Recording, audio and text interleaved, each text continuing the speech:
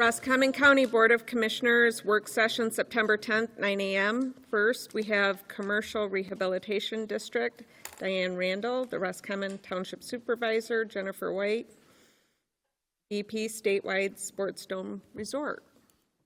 Come on up. Okay, thank you.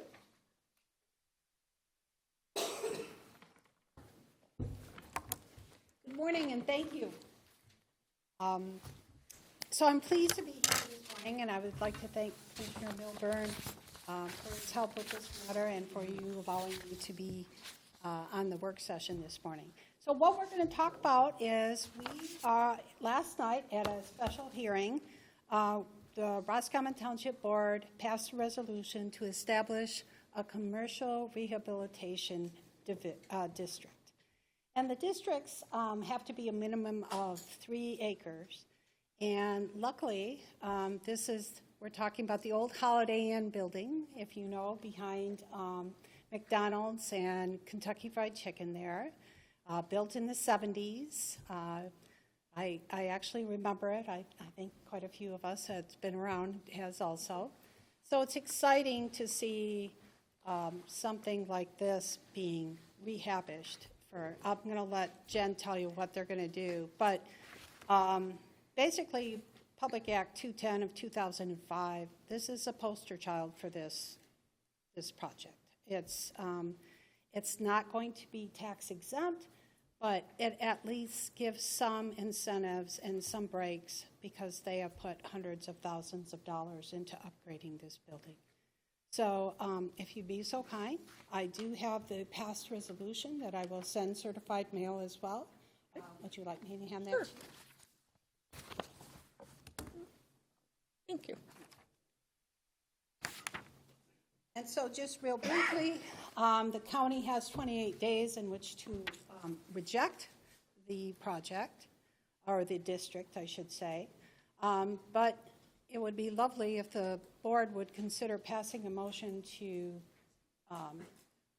approve of the district, because we are on quite a tight deadline. And one thing is Public Act 210 of 2005 actually sunsets December 31st of this year. So we really would like to go ahead with this. There's quite a few steps that the township still has to go through, another public hearing, and after that we also have to take it to the State Tax Commission. So if the board would consider adding this even to this next agenda or as soon as possible would be great. And now, if you'd be so kind, I'm going to let Jen White talk about their project. I'm Jennifer White. We have an investment group that's purchased the old Holiday Inn Holodome. We believe it's the first Holiday Inn Holodome that was designed in Michigan. So I'm still doing some research, but we believe it's the very first Holiday Inn that was designed to be specifically a Holodome in Michigan, which we think is historic as well. But what we do is we're a billiards servicing company. We also produce events, sell retail, and provide service to most sanctioned leagues within the state. So we have about 25 weekends between our events and outside promoters' events that we can bring on site to this facility. And what we've done with the central space is we'll be reopening the bar and restaurant area, which has been closed for well over a decade. We will also be, we removed the swimming pool area, and the whole central area will be a billiards arena. And there's never been another billiards arena like this in the world. So it will be a submersive environment to help billiards grow as a professional sport as well as an amateur sport and bring new tourists and new people into the Houghton Lake community that have never visited here before, and to help have a new influx of tourism for this area as well. What we found when we went on site is a lot of the building infrastructure has been diminished and has aged out. So we have spent, we did a budget last night of what we have spent and what we project to spend just to get it to code, and where we want it to be is about $1.6 million. So we're hoping for a little help from the county and the township so that we can brunt a few of those costs and continue with some additional projects that we'd like to do on site, like adding some short-term stay cabins, additional parking, a storage building, which is much needed at that facility. And I've talked to Tom Moran, and I would like to maybe have the world's largest tip-up manufactured and host it on our 15-acre facility so that we can draw some more people to come to Tip-Up Town, which we've really seen diminish over the last couple of decades, I would say. It really was a big heyday in the 80s and 90s. So, do you have any questions? Yes.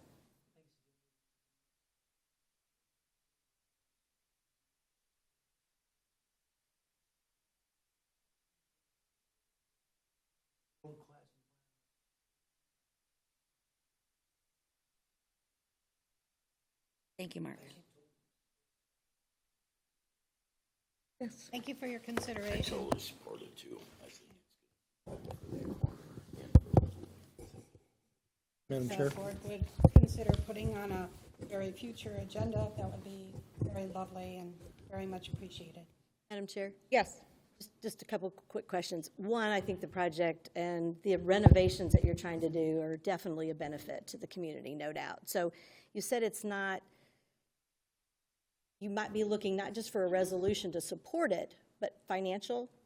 We're hoping for maybe some MEDC funding, if we can find some grant funding that may help, Okay, or even special project funding for the arts installation as well. I've done some research with MEDC and looking to help, any help that we can receive. sure. I'm just checking, because if we approve this at the next meeting or the next upcoming, then it's really just to approve the support of you guys moving forward so that you As a have that. district at this point, Yep. yes. Yes, at this point. Yeah, thank And- you. And if I could just thank Brenda Batchelder for all her help with Yes. getting all this information. It was in a quick timeline, but we managed. So. Madam Thank Chair. you, Kim. Yes. Diane, is this going to require good faith and credit from the county? Rex, I can't hear well. I'm Good so faith and sorry. credit. Is it going to require good faith and credit from the county? No. No. And I would be happy to, review that with you. It's basically what it is it freezes the taxable value, and then there's a calculation that's done, so they're still going to pay taxes, but it'll be a lesser amount. So there's nothing that, It's a reduced rate based on the improved value. So it's the improved value less the frozen value, and then there's a lower calculation on the improved value, but the base rate stays the same. Okay, so that's a way of dealing with uncapping the taxes then? yes. So that helps. pretty much common for a lot of. Yes. It's a first-time event for us. We've never owned a commercial Year business round. before, so Q&A packet that you provided was very good. It Yes. answered a lot of questions prior today, so thank you, yeah. Thank you. Thank you. So much.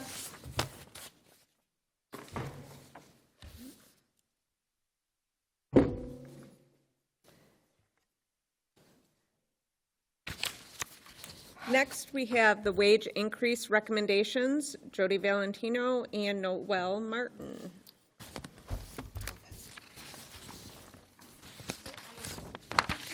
Last time, the financials, just for your information, of the three different scenarios that were recommended by the Wage and Salary Committee for moving forward into 2026. We have had our Wage and Salary Committee for several years now, and the recommendations have normally been spot on. I will say that we have struggled to be able to meet those recommendations. So we have started with, based on the conversation, looking at what scenario one looks like, which is the results of the wage study, which I emailed out for it. This is a 4% adjustment to grades 1 through 6. So those are your hourly employees, frontline employees, and then an annual step increase for all grades 1 through 10. Noelle went through and she did a lot of the figuring on what that looks like. So if you want to kind of give them the totals on that, that would be. Sure. Because I think that's the big question. So first I went through and calculated all of current 2025 wages, and then compared that to what that would look like for 2026 with the 1 through 6 scenario, like Jody just said, and what the difference with that would be. Really, that difference would be $179,239.97. And that's in totality. That's across all budgets, union, non-union, any of that. That is not, this is all non-union. So this would just be that part. And then, excuse me, I also had gone through, because the wage and salary recommendation was to do grades 1 through 6 with an annual step for all steps. That was the priority. And then a second suggestion on top of that was a 3% cost of living adjustments for all the grades 1 through 10, including the 4% and the steps. So that total that you're seeing there is going to be $285,264.32. The big question, obviously, is what does it do to the general fund? So the difference between those two would be just doing scenario 1, which is the 4% adjustment to grades 1 through 6 with the annual step increase for all the grades 1 through 10. To the general fund is about $104,215.81. Scenario 2, doing all of that plus then doing a 3% cost of living adjustment to all grades would be $174,550.57. I also, just for informational, the steps, or the scenario 3 that you're seeing, that was just doing step increases with no adjustments to the scale or anything at all, and what that would look like. So essentially, the first one would be, or for the general fund would be $52,000 difference. Just what we, in our wage and salary compensation policy, every year, annually, employees would move up a level. That's just the way that when you start, then every year, annually, as long as performance, department heads are saying, yep, absolutely, please increase their rate. That's already implemented in the wage and salary policy. So you're looking at $52,000 to already increase what we technically have already written into our policy. So you're basically doubling that to do a 4% cost of, or 4% adjustment to the grades 1 through 6, and then doing the annual step for 1 through 10.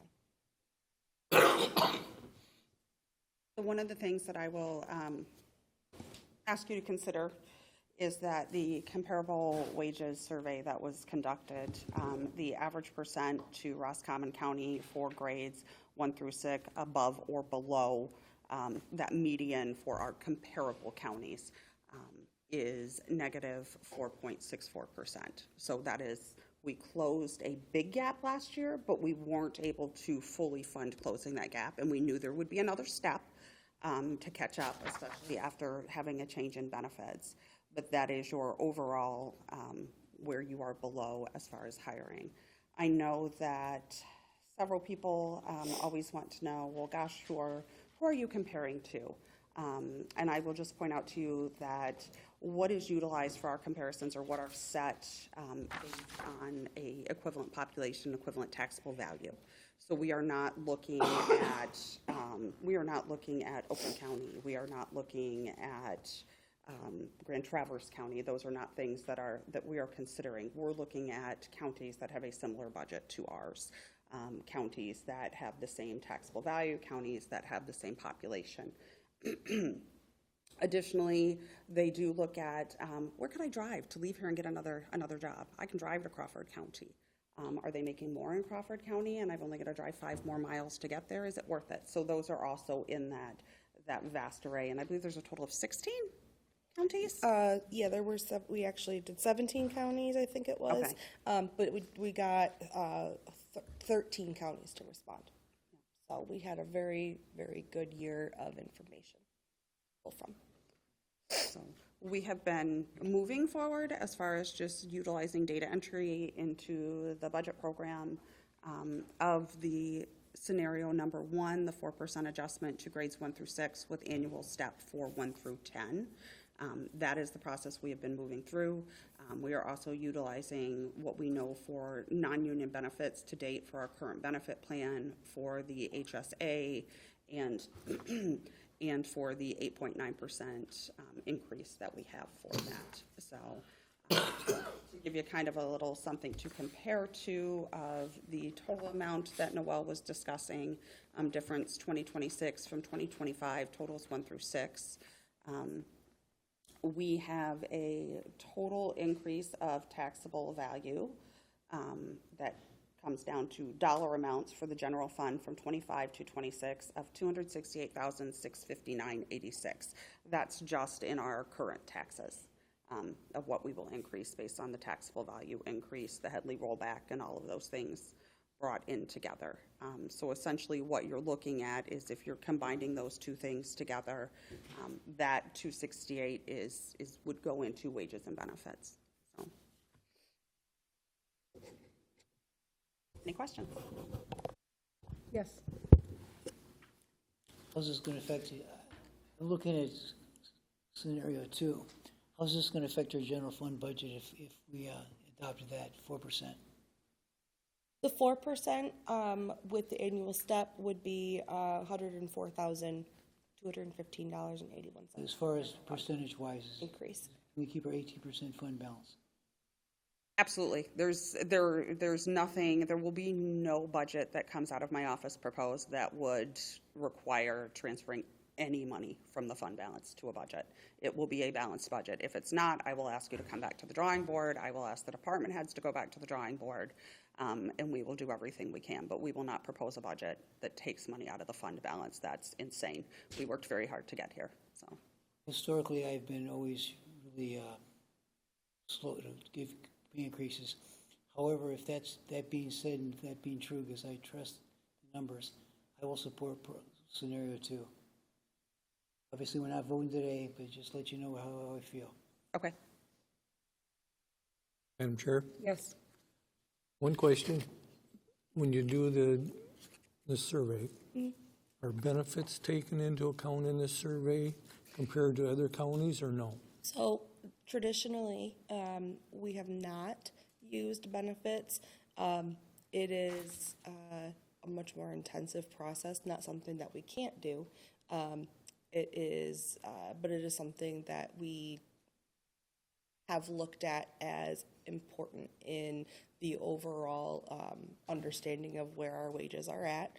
The Wage and Salary Committee had asked, because of the uncertainty last year with the health insurance and the HSA not knowing if it was going to be funded or not funded, made a huge difference because of the new out-of-pocket maximum that they were being potentially exposed to, and they weren't sure, where they were going to be coming from. So they actually asked, hey, we know we're not comparing 100%, compensation packages. However, that being said, we know that that was a benefit that we did have in the past where we didn't have to worry about an out-of-pocket, and now we do. So if HSAs aren't going to be fully funded, can we come back to the table and look at this, because wages would need to be affected and potentially go higher because of other surrounding areas and maybe what they offer versus what we did. We have looked at compensation packages in total in the past. What we have found traditionally is, when we had our HRA was that our benefits were here, our wages were kind of mid-ground, so it evened out with everyone. We haven't done that since we did our HSA. I can tell you a lot of places do have very similar health insurance plans. So it is essentially when we lowered the health insurance value, our wages were not being able to keep up with that. But prior to, our high benefit equaled out our lower wage. So I like to compare it, it's like oils, that we were here with our benefits and we were here with our wages, and so that kind of leveled out, and everybody else, their benefits were here, but their wages were here, and then, so we were pretty much even. And now, when our insurance went down here, but our wages were down here, overall, we dropped because everybody else's was still higher. So that was essentially what the wage and salary committee had said. If the HSA isn't going to be able to be there, that's more money out of pocket, which essentially is less money in our wallet at the end of the day. So we would like to look and see what we could do better with wages. So I know it's kind of a long explanation to your question, but I hope that kind of gives you the information you're looking for. I would add that last year, when we were making the move, the very uncomfortable move for everyone, from the very lovely Priority Health, fully funded HRA plan to our current BCN HSA plan, what we found was the benefit package that we have today for non-union employees is on par now with most other counties that are considered in these comparables. We are actually, there's several that we are actually identical to, and we know that because they also use Advantage benefits, and they made the same very uncomfortable change last year. So They also received massive increases. Not quite, I haven't heard of anybody who had reached our 52% increase level, but there were several 40%, several 30%. So. Antrim was at like 41% last year. Yeah, Benzie was a 42%. So we are, like I said, we're now much more equal, but because of the higher benefit that we were able to have for so long, our wages didn't always necessarily keep up with that. So now we're a little bit under with that. And that's essentially what wage and salary has found over the last several years. Any other questions? My last comment in regard to that is important that our hardworking, dedicated employees of our county receive comparable wages with those of surrounding counties. Thank you. Madam Madam Chair? Chair? Madam Chair, 100% agree that we should be comparable, at least in wages. But I also hear that the benefits issue is the hottest topic. I might be wrong, but that's what I hear. So this whole piece has nothing to do with that benefit structure. It's only wages, correct? Okay. Does this group have conversation about if these get approved, how that's going to impact benefits? Or is that not a conversation with that group? Essentially, the conversation was if the HSAs are not going to be funded, that would affect what their findings is, and they would want to be able to revisit and make a different suggestion. As in more. As in more. Right. Yep. That goes without saying, right? Yes. Okay. Yep, So absolutely. my other question on the comparisons, obviously there was 16, 17 groups, many of which don't provide data. Mm-hmm. The ones that I circled that I think are the closest to a drive, I mean, Charlevoix's a little different. They do have quite a bit of expensive stuff in Charlevoix, then it's not Clare. Right. Not Grayling. So Clare, Crawford, Ogama, and maybe Otsego could be probably the closest we would draw people from a drive. Mm-hmm. And some of that didn't even, I mean, Crawford didn't hardly have any data. Mm-hmm. So when you weigh that factor with nothing there, where did it come up with, using those as your closest? Any idea? So we didn't do just based off of location. We could look at that. That's something I could pull. It would just be formulas, and Right. add in that information. And so when we were picking the counties, first we used the 13 counties that we had originally done. Mm-hmm. We added 4 more because we were included in their wage surveys. Okay. Charlevoix County being one of them. Mm-hmm. And also we have lost employees to some of those counties. So we thought, well, if we're clearly we're in competition with them, so let's include them in our. Any idea of where the majority of the people that were leaving us go to? Or is it one here, one there? It's more sporadic. It's sporadic, okay. It's more sporadic, right. And I think that's just due to people's individual needs.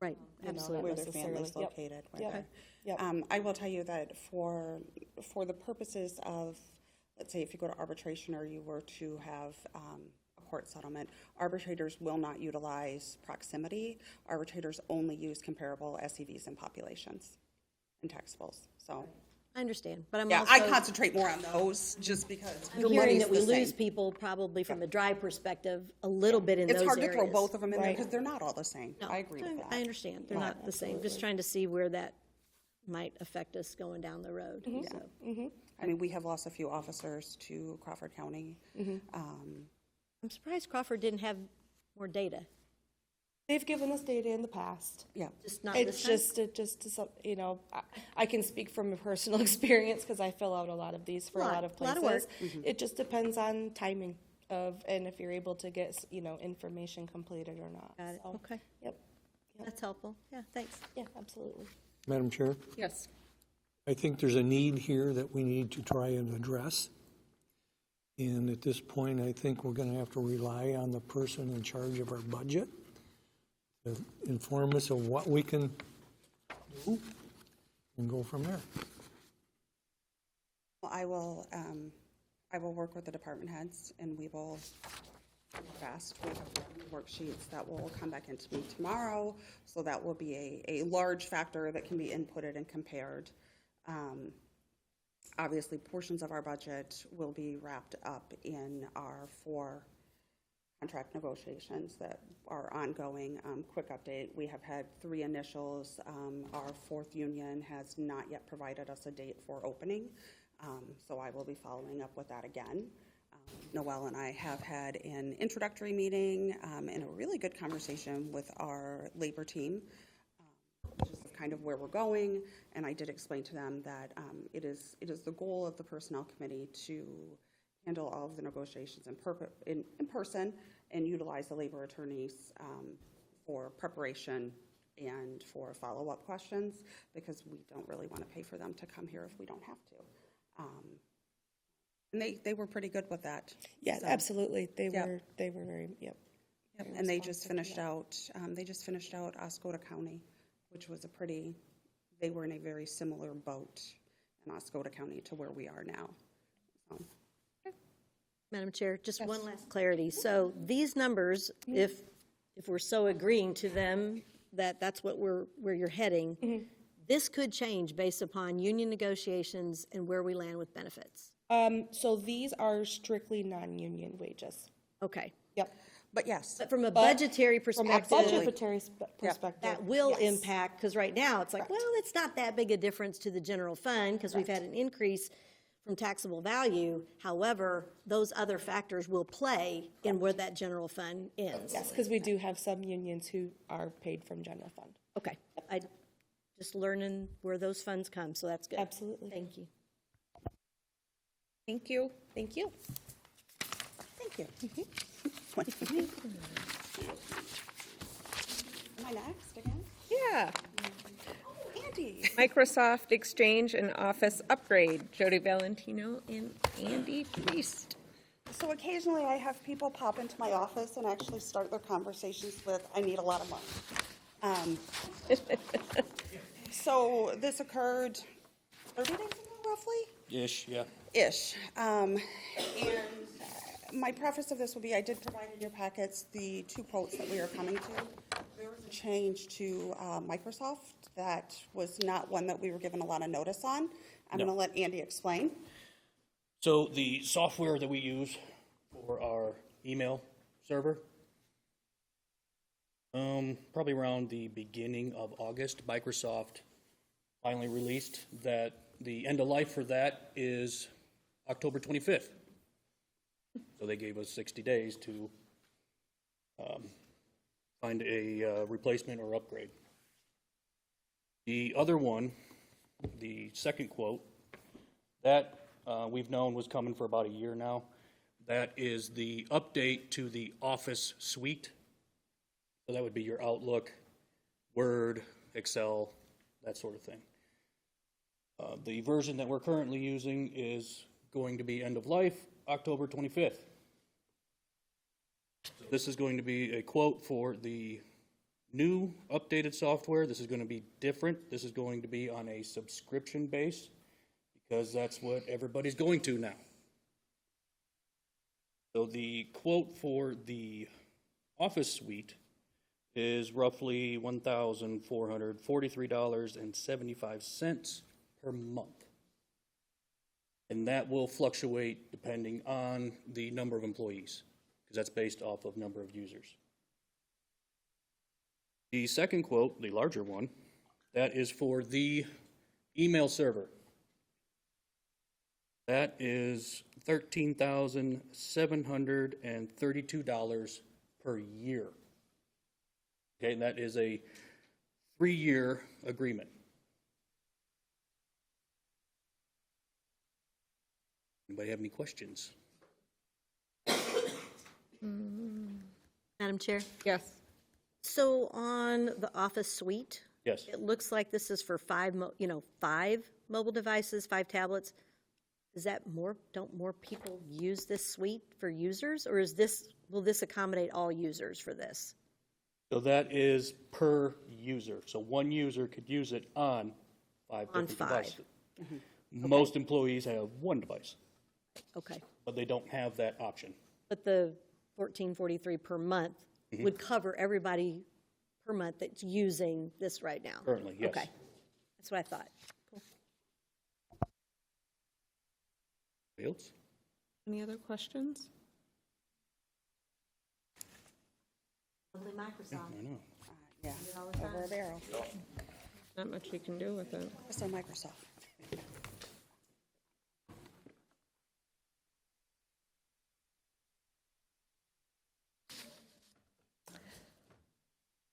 Number 4, nominations of 2025 Person of the Year. This is something that we do every year. So Commissioner Wolfson, we'll start with you. Yes, I'd like to nominate Kathleen Jernigan from St. Helen. I've supplied everybody with a copy of things she's been involved in. Just to highlight on some, she's been involved with Roscommon County Marketing Committee, the United Way, the Child Assessment Center, and also the Vietnam Veterans Memorial in St. Helen. And the list keeps going on. She's donated a lot of her time to our communities, and I think we should appreciate it and recognize her for that. I see here that she's even started a softball league one time and played on that. So, I go to Richfield Township meetings. She's always there. She always has input because she's involved with so many things in that township even. So her involvement goes beyond one township and goes into the county level also. So I'd like to nominate her. Does anybody else have some nominations? Yes. Read the highlights. I'd like to nominate Bruce Bentley. He retired from the Marine Corps and the Navy after 20 years of honorable and faithful service. His awards are 3 Good Conduct Medals, a Navy Achievement Medal, 2nd Award, Sea Service Deployment, Navy Commendation Medal, Meritorious Service Commendation, Armed Force Expeditionary Medal, Vietnam Campaign Medal with Device, Marine Corps Good Conduct Medal, National Defense Medal, Vietnam Service Medal, 3 letters of recommendation, 2 letters of appreciation, and he earned the 9th Gold Wreath Award for exceptional recruiting and earned the prestigious Enlisted Service Warfare. For many years, Bruce and Maria have been active members of the VFW Post and have participated in dozens of parades, honor guard, and burials of deceased veterans in our community, including one just yesterday. In addition to being extremely active members of the Corporal Jack A. Davenport Statue for over 20 years, for the last 7 years, he's been the coordinator. Bruce and Maria have distributed several dozen honor quilts to deserving veterans. Matter of fact, I checked into that yesterday. It was over 120 honor quilts have been delivered. Bruce and Maria have been extremely members of the Whole Land Corps Methodist Church. Last year, they went on an 8-day Mexico. Bruce was recognized and honored by the Whole Land Chamber, his hometown hero in 2021 for his stellar accomplishments and dedicated service to our nation, the state of Michigan, and the citizens of Roscommon County. Moreover, after a lifetime of honorable and faithful service to our nation, the capstone and legacy and passion of Bruce and Maria Bentley's life, why this is so deserve this prestigious award, if they displayed a true and faithful allegiance as a husband-wife team for the Roscommon County Toys for Tots program. Bruce and Maria Bentley have been the Toys for Tots coordinators for the last 7 years, organizing hundreds of volunteers into smooth running and effective operation, which has resulted in thousands of deserving children of our county to receive Christmas toys. Under their stellar and exacting leadership, Bruce and Maria have been instrumental in providing 37,571 toys, 5,702 books, and 19,697 stocking stuffers to children and families of Roscommon County between 2018 and last year. It is not overreach to say that Maria and Bentley are a united team of one, and as a team of one have greatly and forever positively impacted this community and thousands of children. Therefore, I enthusiastically recommend to this Board of Commissioners that Bruce and Maria, as a husband and wife team, jointly receive and are bestowed the honor and privilege of the title Roscommon County Person of the Year 2025. Thank you, Madam Chair. Thank you. Any other recommendations or nominations? As a new person, one, I didn't know that this was the time they start coming. When is the deadline? What's the process for this? In case there's others who. I will let Commissioner Milburn, because this is kind of his We startup. drafted this up in 2012. I think that originally, I'd have to check on the records with Michelle, but generally the nominations were supposed to be in by the end of October. There's plenty of time still to put nominations forward. I would ask the chairman and the gentleman of the board and the lady of the board, if they have some nominations they wish to put forward, I would recommend that they do it probably next meeting. And then I would ask the chairman to vote on these probably the second meeting in October, and then we present the award to the person, generally for the first meeting in December. That way it's a smooth transition. That being said, we've historically, and Dave can back me up on this, whoever receives the nomination, let's say it's a 3-2 vote, or a 4-1, at the end of the day, we all unanimously vote for that person, like Mr. Weatherly received it last year. So we unanimously, at the end of the day, vote for that person at the end of the year after the straw vote is taken. Thank you, Madam Chair. Any That helps. questions? Oh, thank you. Thank you. Committee reappointments. Clerk Register of Deeds, Michelle Stevenson. And it's at this point that and Steve is for the Transit Authority. So I'm going to come up and present the reappointment. Steve. Go, Steve. Good morning. Good morning. So we have 3 reappointments. They're all reappointments, one of which is here today. We have Sean Petrie, Sherry Johnson, and Albert Schultz, all looking to serve another 2 years on the Roscommon County Transit Authority Board. Sherry and Albert cannot be here today, so I think you guys already know them pretty good, most of you anyway, and Sean is here if you have any questions.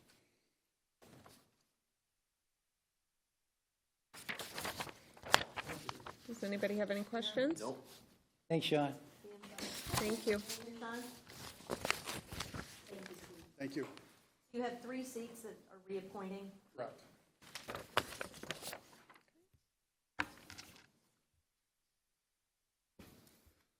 Brownfield and EDC committee appointments.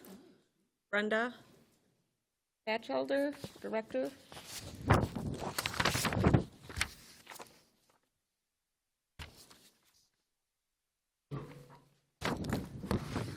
Good morning. Good morning. Brenda Batchelder, Director of Economic Development, and today I have Emily Barber with me. Emily previously served on both the EDC and the Brownfield Redevelopment Authority. Emily has expressed interest in rejoining both the EDC and the Brownfield, and at our last meeting, the boards made that recommendation to the Board of Commissioners. So Emily's with me here today. She's rooted in Roscommon County and believe that she'll be just as valuable as she was previously to both of those boards. Do you have any questions? EDC Board, Emily's an excellent candidate. I enthusiastically support your recommendation, Madam sure it'll go through today, but thank you for being here today. Appreciate it. Thank you. Madam Chair, not only Emily, but a lot of these people are coming forward. I mean, I am amazed at the amount of things that they get involved in this community. I don't know how you sleep, because I know you well. Adding one more thing, I mean, kudos to all these people who are, being active, to come forward, be a part of making things better and being so positive in this community. So thanks for stepping forward, all of you. Thanks. Thank you. Any other questions? Okay, thank you.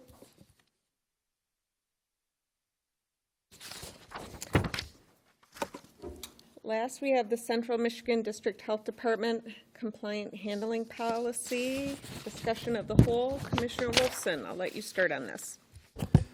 Yeah, it's kind of simple this week. This was in our policy book. It's not really our policy. It's a complaint handling policy by the health department, and I think it goes clear back to 1995. So it's really not part of our policies, and I would recommend that we just take it out of our policy book. A lot has changed. Okay. Madam Chair, it does make sense that if it's not our policy, that it doesn't go in our policy book. But Commissioner Milburn, you've been on this group for a long time. Do you know if this is still their process? I talked to Judy yesterday, and I talked to Rex. We don't need it. No, I know we don't need it. My question is this still a current policy with them? Because it could come before us. We would just need to be aware of it. That I'm aware of. Okay. Would it be helpful, Controller, if we knew if this was still a current policy, in case it did come before us? Because part of it does revolve with us, correct? I mean, we could I would ask say them. we could just double check, yep, and just a simple email to Steve to find out before the next meeting. So, yep. Thanks, Rex. Thank you. Okay. With nothing further on the work session, this meeting is adjourned, and our next meeting will begin at 10 o'clock.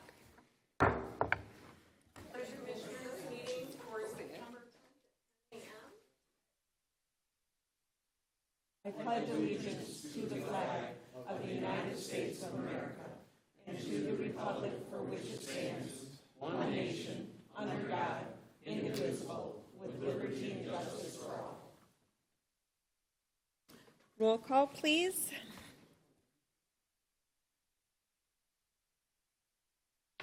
Censor. Here. Milburn. Here. Wolfson. Here. Morley. Here. Russo. Here. Approval of the agenda. Madam Chair. Second. Any discussion? Roll call? Wolfson. Yes.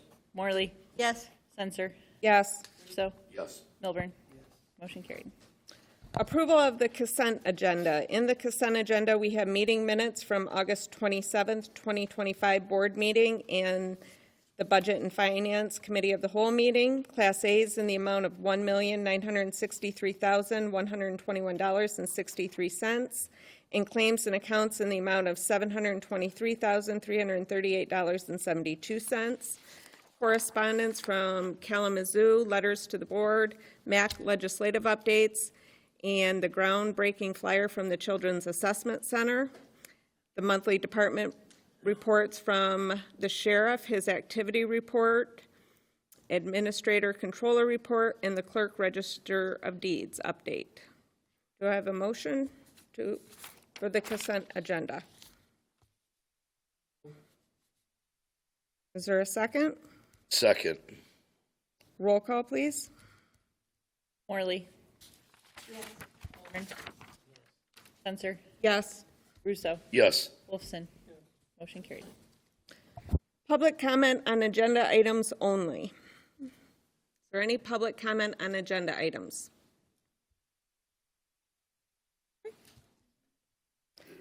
Visitors, are there any visitors? Okay.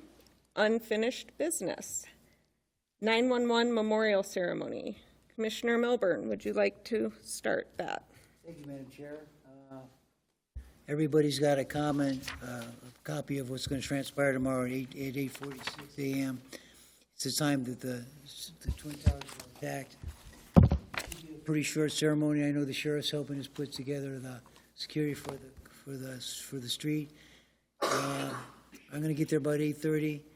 It'll be the opening remarks by myself, opening prayer by Kevin Harbin, Holden Lake Methodist Church, flag raising by our chair, Jody Valentino, who's an Army veteran, and former Commissioner Edward Nellis, ringing of the bell by our good friend Dave Russo, Fire Chief of Markey. VFW Post 4034 will give a rifle salute. Phil Ellison, the retired band teacher from Holden Lake Schools, will do taps. Amazing Grace by my brother Mason, Mr. Louis Areola, a benediction by Pastor Brian Thompson, and the closing remarks by myself. The whole ceremony should take about 15 minutes. Appreciate it if we could have a few chairs outside for some folks to sit.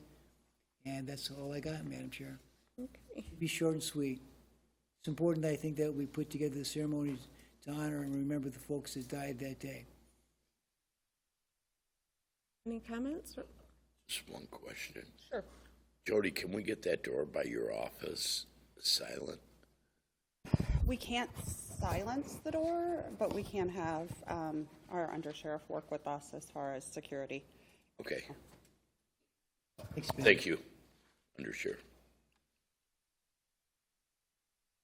Millage funds, review of the fund balances.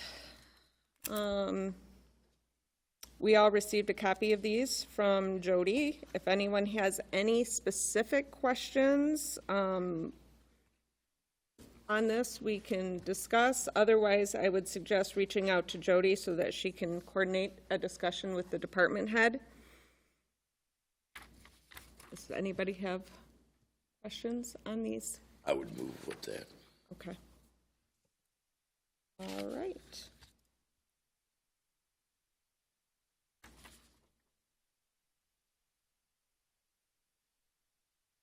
New business, none.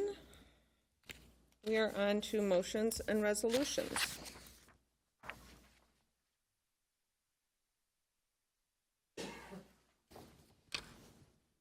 Move to adopt the following resolution, number 2025-09-01, authorizing levy of ad valorem tax rate for Roscommon County. To levy the following ad valorem tax rates for the County of Roscommon for the year 2025 on the winter tax roll.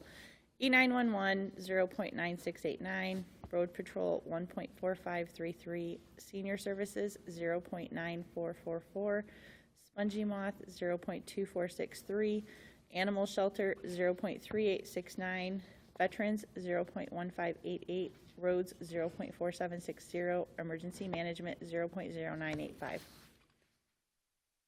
So moved, Madam Chair. Second. Is there any discussion?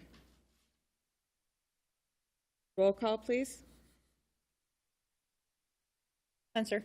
Yes. Wolfson. Yes. Morley. Yes. Russo. Yes. Milburn. Yes. Resolution adopted. Number 2, move to adopt the following resolution, number 2025-09-02, authorizing signatories for the L4029.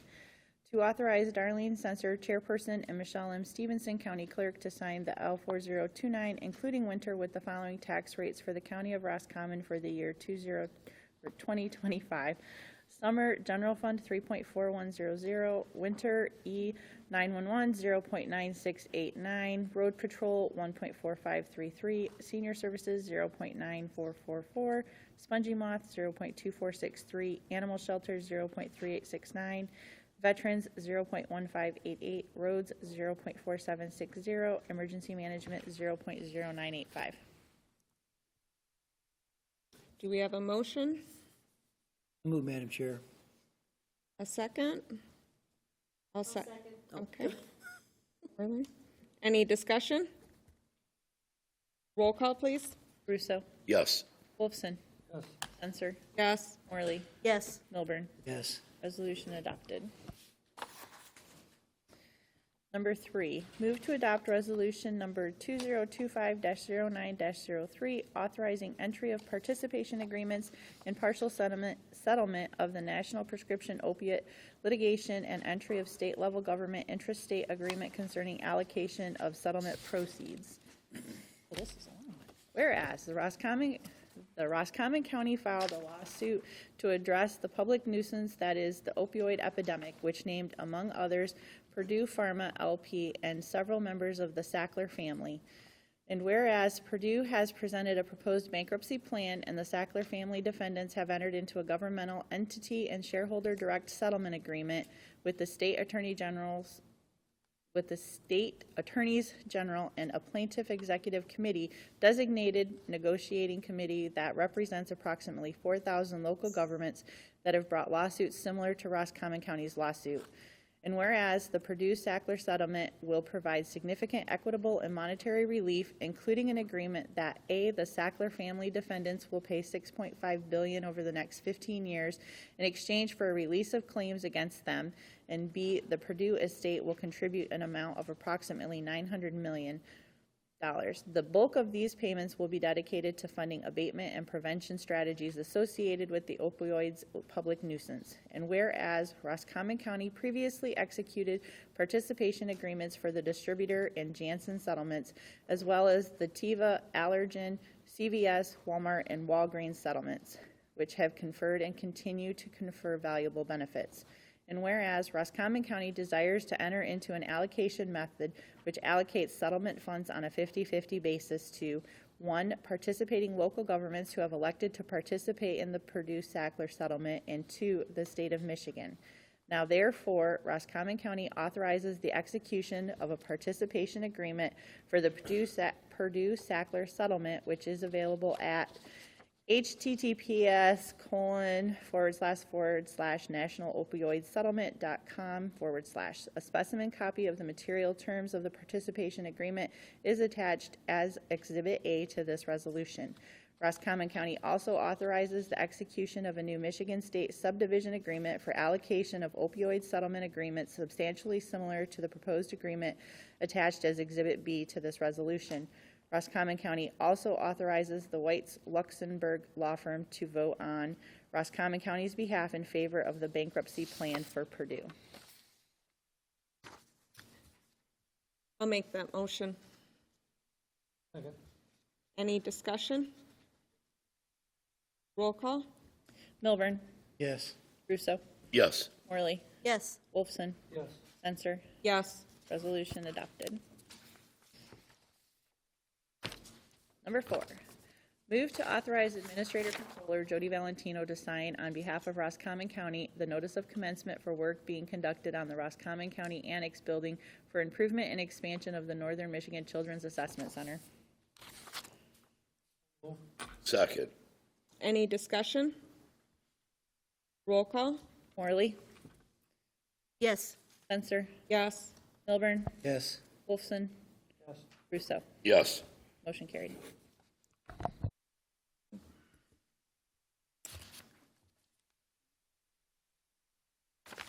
Committee reports. Commissioner Morley, would you like to start? Sure, well, it's good to be back. I'm sorry I missed that last meeting with all the fun comments that went around there. But September 8th, the Village Council met, and some of the key things that that group is constantly working on new things. There's development, there's so much that their meetings are almost 2 hours. There's that much that they're working on. But anyway, the Fireman's Memorial, for everyone to know, it's September 19th and 20th. There's a light parade that night on the 19th, and on the 20th, there's that noon parade. So for people in our community who don't know about that, it'll be a fun event. Metro Park is almost completely done. The pump track is in and being used by tons of kids. They have donated bikes and helmets so people can check them out as they work that track. Some new benches, lights, and things like that are coming, but that Metro Park is really coming to fruition, and it's been in the works for many years. Kudos to Sue Jock and her team for keeping that ball rolling for so long. The Au Sable River Center, got some work from the Lion's Den and a class from the Clare ISD to help with some construction and some work that's being done on that. Hiawatha Project, the gazebo is still in progress. Rocktoberfest will be coming again in our community, Saturday, October 4th. So it's an all-day event, lots of bands, lots of volunteers are still needed apparently for that event. And last but not least, there's a lot of economic development work that is continuing to go on, from the fish statutes that we're seeing in each of our towns, the warbler statue that got put up right out here. The public art and being a bird city is probably a big thing for this whole county because we're one of the few. The Redstone Housing Project was probably one of the biggest topics of discussion amongst people even in the audience. That's been being worked on for over a year. Some people are just now paying attention and think it's just now being discussed and decided, which is not true. So it looks like there will be a phased-in project if this goes through and approved, where maybe some apartments, some townhomes, possible small hotel. So it'll be a multi-project to fill the gaps that we've been seeing in all the studies that have done in our entire county. So that's still coming. Last night was the Garish Township meeting. A lot of things happening there too. In their regular meeting, the police department's working on new security camera system that they're getting partial a grant for and partial money from the township. The Health of Higgins Lake committee that it's been formed and steering group is still in flux. I think they're going to add a few more people to that steering committee, which makes the final recommendations to the township board. Going from 5 to 7, because there are some people who aren't here during the winter that can't come to those meetings, and so if they have more people, they might have a quorum and be able to keep that ball rolling. Their audit was approved. Police and fire, EMS budgets were approved at that meeting. We also confirmed that the motion that they had put forth in their other meeting was not against the assessment district, but against the additional portion that was given to them for road ends. So that was a clarity that was done. And other than that, the rest of 70% of my time has been preparing for the hearing, responding to the objections, tracking them, and making sure that those are done properly. So that's it. Okay, thank you. Commissioner Milburn. Thank you, Madam Chair. We attended the special meeting at Roscommon High School the other day. It was great. It was nice to see Kim talked about EDC. You know, Emily is she's on our board now. The good thing about our community, and I truly believe this, and I've said this for years, I truly believe Roscommon County is poised for greatness. I truly believe that. You know, we look at Traverse City, we look at Gaylord, we look at some of these other cities, but our community and our county is really poised for greatness. And I'm excited about all the energy that's going on within our county. Obviously, Brenda Batchel is doing an exceptional job, but it gets down to elected officials, but the people at large here in the community are doing some really great things. There's a lot of volunteers that are doing some great things, so it's excited to live here. Went to the memorial service yesterday at the COA. I think they said there was 137 people that passed. It was a very moving service, and if you haven't attended one of those in the future, I would recommend next year. I think it was 137 people that passed, and they read each name and presented roses to the family. That's all I have, Madam Chair. Thank you. Commissioner Russo. I attended the special meeting at Roscommon High School last week, airport committee, and also 911 authority board meeting. Thank you. I had several meetings regarding Higgins Lake assessment role, lake level committee meetings regarding working with different groups, the agenda meeting, airport meeting, most of the work being done at the airport that we've already approved. Just want to remind everybody that it is covered by the bill money and there is no match by the county. It looks like the next match by the county would come in 2028 for approximately $2,250, and that is for the design phase of the above-ground fuel farm. The actual construction phase is estimated to take place in 2029, and that would be a county match of $34,000. The fuel farm is one of the major revenue sources for the airport. There was a plane that is going to be sold, leaving a hangar available, but they feel that that hangar will be filled with no problem. The fuel sales are slightly down from 2024. they announced a legislative update with the excise tax, which has been 3 cents since 1937, and that will be increasing to 10 cents. The money does get redistributed back into the industry. Young Eagles did receive their gold medallion, which is a lot of promotional work in order to achieve that medal. The next coffee hour for the veterans at the airport is October 2nd. There will be another one November 6th and December 4th. They all start at 9 a.m.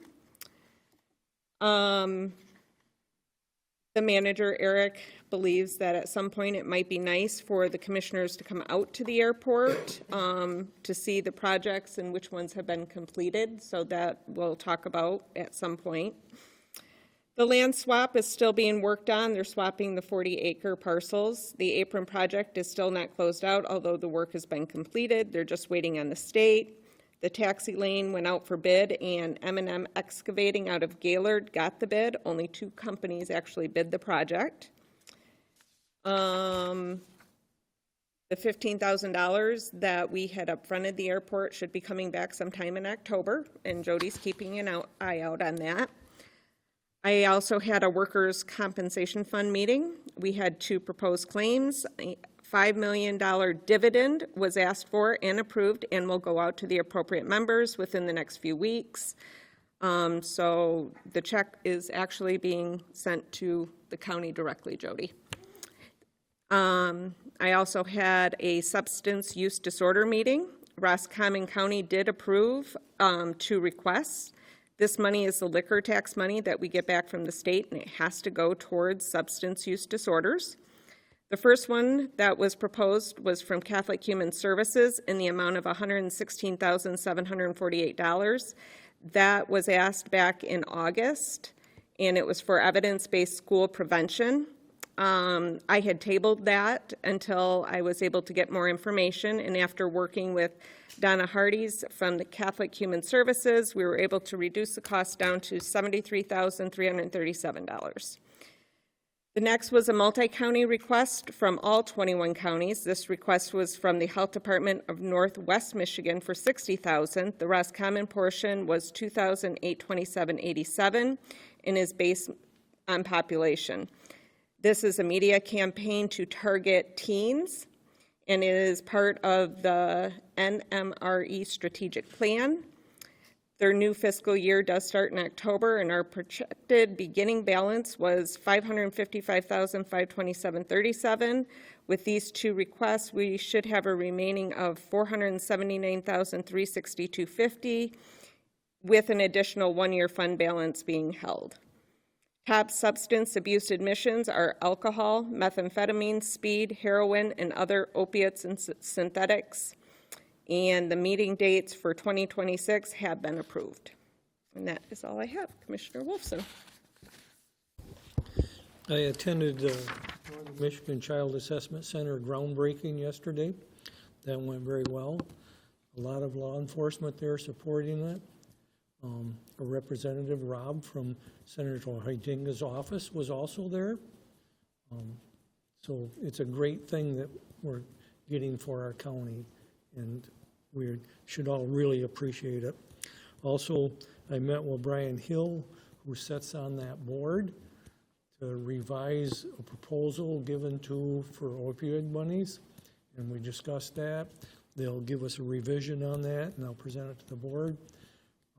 Along those lines with the opioid monies, I talked with Mark this morning, and we're going to start putting together a list of all the services we have available for help for people in the county. So when we get that list brought together, we'll bring that to the board.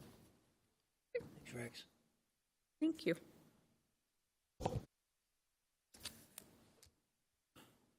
Public comment. Do we have any public comment? Come on up.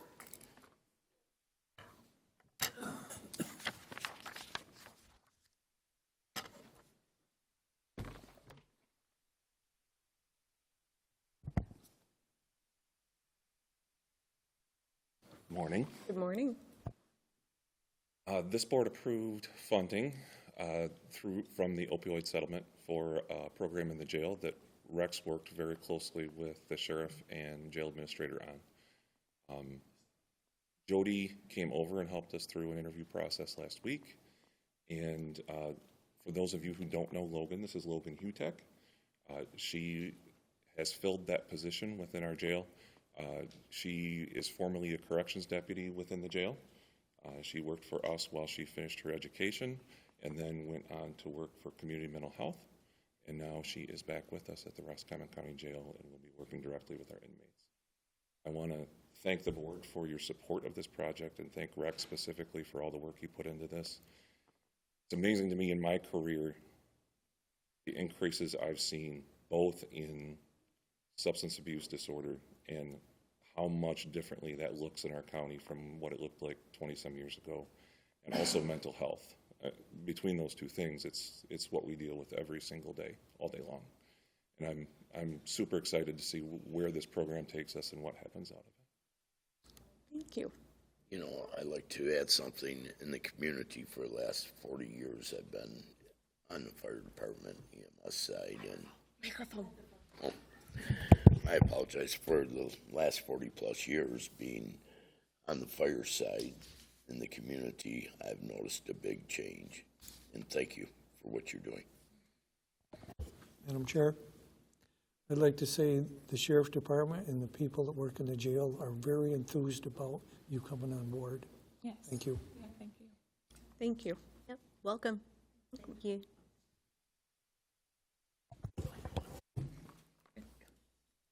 Any other public comment?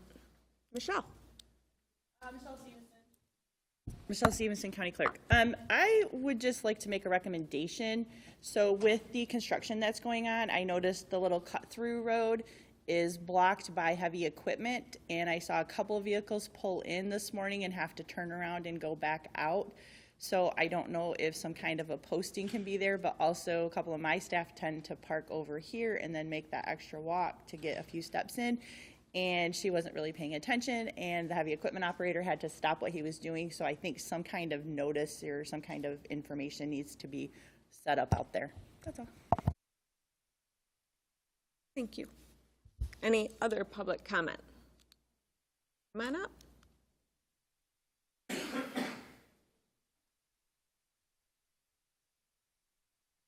Thank you very much. Eric Ostergren, former Commissioner, Garish and Higgins Township. Taxation without representation. Commissioners, today I stand before you to address a fundamental principle that is at the heart of our democracy: taxation without representation. This phrase, coined during the early days of our nation, resonates deeply in our current situation concerning the lakes of Roscommon. I hope that this commission isn't tone deaf. At last Wednesday's meeting, no one spoke in favor of the SAD allocation, and there were well over 200 people there. Yet, you seem to be moving full speed ahead on the SAD. I'm also disappointed why this meeting hasn't been posted on your website, which shows an additional lack of transparency. I've emailed all of you and our controller asking that question, why no meeting video, but no one has responded. This commission started out your term by saying you were going to be more transparent, and the opposite has occurred. You've dropped Zoom when other local government agencies are embracing Zoom. Your excuses for that are condescending. It seems that any negative feedback about the commission gets ignored or hidden when it doesn't fit the commission's narrative. Our lakes are treasures that serve not just the residents of Roscommon, but everyone in our state. While not every Roscommon resident may use these lakes directly, the economic benefits they provide are felt throughout our entire community. Taxation without representation is tyranny, wrote American lawyer and political activist James Otis in the 1760s. However, that seems to be the burden of maintaining our lakes' resources falls disappropriately on the shoulders of a select few, namely the lakefront and lakes access property owners, which haven't been allowed any vote on this. Why should these property owners bear the brunt of the tax burden? The law may permit it, but as Thomas Jefferson once observed, laws and institutions must go hand in hand with the progress of the human mind. Just because it's legal To shift the tax burden onto a limited group doesn't mean it is just or equitable. It is imperative that the county and state share equally in this responsibility, particularly since they have a greater ability to absorb these costs and benefit so much. It's disheartening to see that the minimal amount you, the commissioners, have allocated to the county does not reflect a fair distribution of this burden. Commissioner Morley has mentioned her commitment to doing what's best for the county, but I must question the implications of this statement. Her comments are code for disregarding the voices of her constituents in favor of financial convenience, shifting the cost of maintaining Higgins Lake onto a small subset of property owners.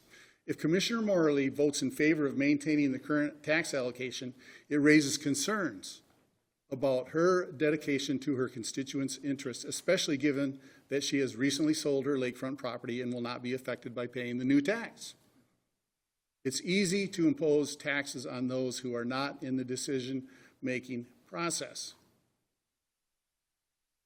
As Benjamin Franklin once said, it is the first responsibility of every citizen to question authority, and I now question your authority and ability to make fair and reasonable decisions. Voting to have someone else pay the bill is easy to do. The more difficult thing is sharing and paying the bill. The folks on Houghton and Lake St. Helen weren't treated fairly either. Everyone in Michigan enjoys our lakes, and those who visit Roscommon benefit our local economy, which means the entire county should share in the expense. You received a lot of feedback, and I urge you, our commissioners, to vote against the SAD and reassess the current tax allocations. Go back to the drawing boards. I would suggest the same for Houghton and Lake St. Helen as well. It's time to increase the financial responsibility of the county and the state of Michigan, which benefit far more from our lakes than they are scheduled to contribute. That would encourage you to keep the costs lower. It's easy to run up a bill when someone else is paying for it. Let's strive for a fair system, one that honors the principle that all should contribute to the resources they enjoy, and let us ensure that our actions reflect on the values upon which this nation was founded. Thank you. Thank you. Yes, come on up.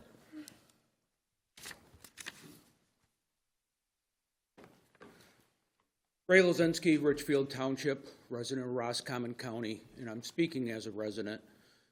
Been to majority of these meetings in the past few years, and it seems like in the past year and a half, 6 months, whatever it's been, there's been a series of personal attacks up here.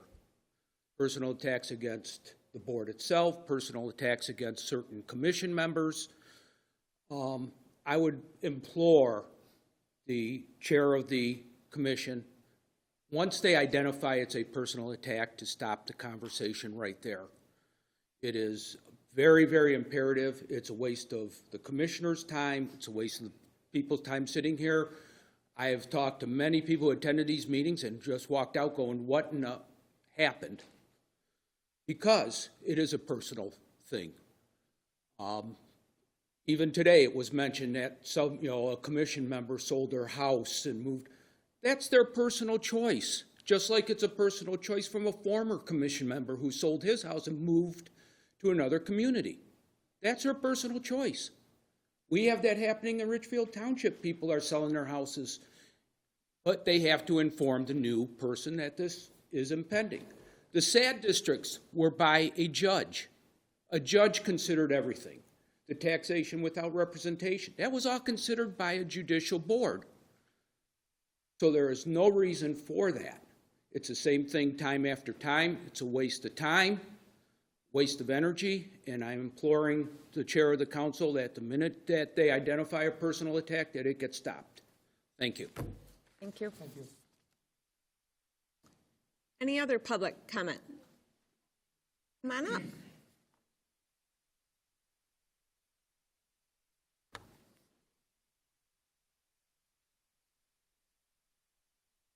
Hello. First, I hope that you're all doing well and your families also. My name's Paul Bertrand. I am the supervisor in Lyon Township. I was asked to come here and make some statements in regards to Lyon Township. I'm not going to do that. But similar to Ray, I will make some opinion statements on how I feel about this. All SADs are wrapped around special interest groups, personal agendas, and money.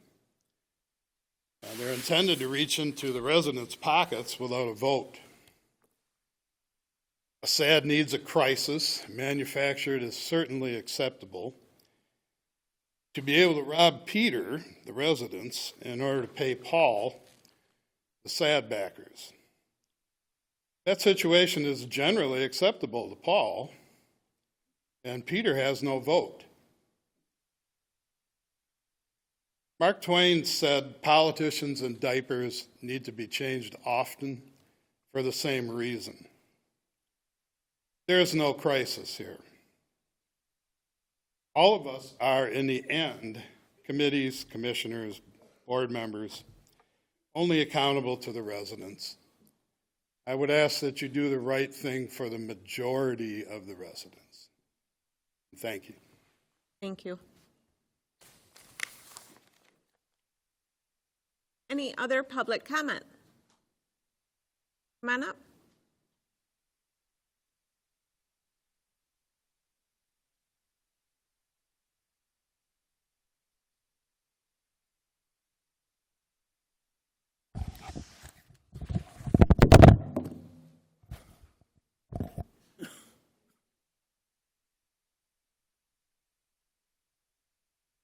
My name is Greg Seemack. I'm a Garish Township resident. I'd like to ask the board why so many Higgins Lake residents continue to oppose the creation of a special assessment district for the Higgins Lake. The core reason is simple. It isn't necessary. In every meeting that I've attended, no one has been able to state the cost of a project for the Higgins Lake Dam that it supposedly requires. The county has claimed it can no longer afford its responsibility. How can that be determined when no one has identified what the project or its cost actually is? Where's the written assessment that supports the claim that maintenance costs are unsustainable? Residents also ask, why now?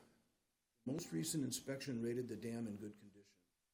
There's no urgent need for replacement, yet we're told we might need something later. If that's the case, then later, not now, is the time to address it. No homeowner would buy a new washing machine today simply because their 2-year-old machine might break in 5 or 10 years. Common sense should apply here too, whether for an individual, a business, or a government. Another concern is planning.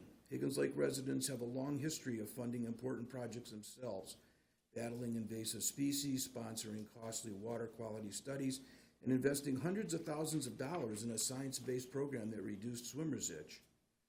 Both the Higgins Lake Property Owners Association and the Higgins Lake Land Conservancy have offered to partner with the county to develop a solution that doesn't require a SAD. That request for collaboration has gone unanswered. Why turn your back on pursuing a solution that involves no cost to taxpayers? Residents also see waste. Hundreds of thousands of dollars are being spent to establish a SAD, ostensibly to cover what has historically been only a few $1,000s a year in maintenance. For example, in 2023, the county spent nearly $15,915 on unnecessary mailings. Between 2017 and 2021, the county's total dam maintenance spending was $580. How do such numbers justify the process? Even more troubling is the lack of transparency. There has been almost no board discussion of the Higgins Lake Dam SAD at public meetings. Instead, direction seems to be ceded to legal counsel, who has repeatedly made misleading statements. For example, that every lake with a dam has a SAD. That's false. That permits to repair the dam cannot be obtained without altering the corridor lake level. That's false. That the township supervisor supported the SAD. That's false. The same attorney has implied catastrophic risks that are not physically possible at Higgins Lake, all while urging the county to pay for more legal work.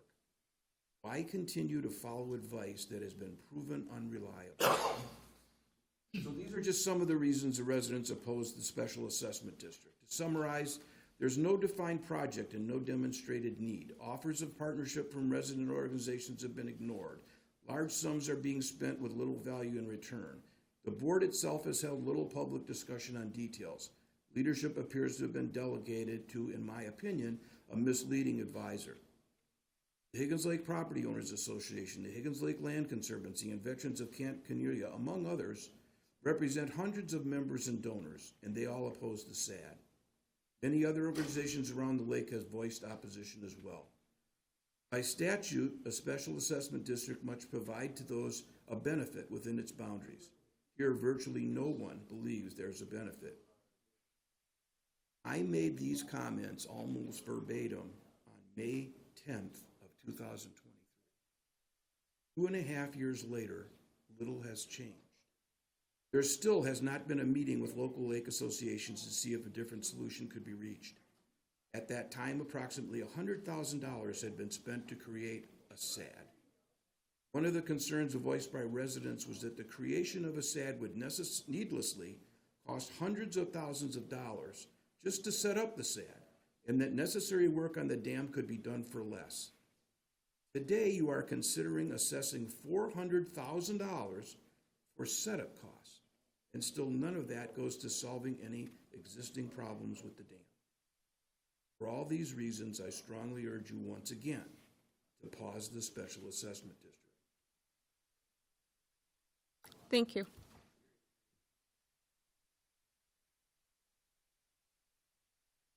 Any other public comment?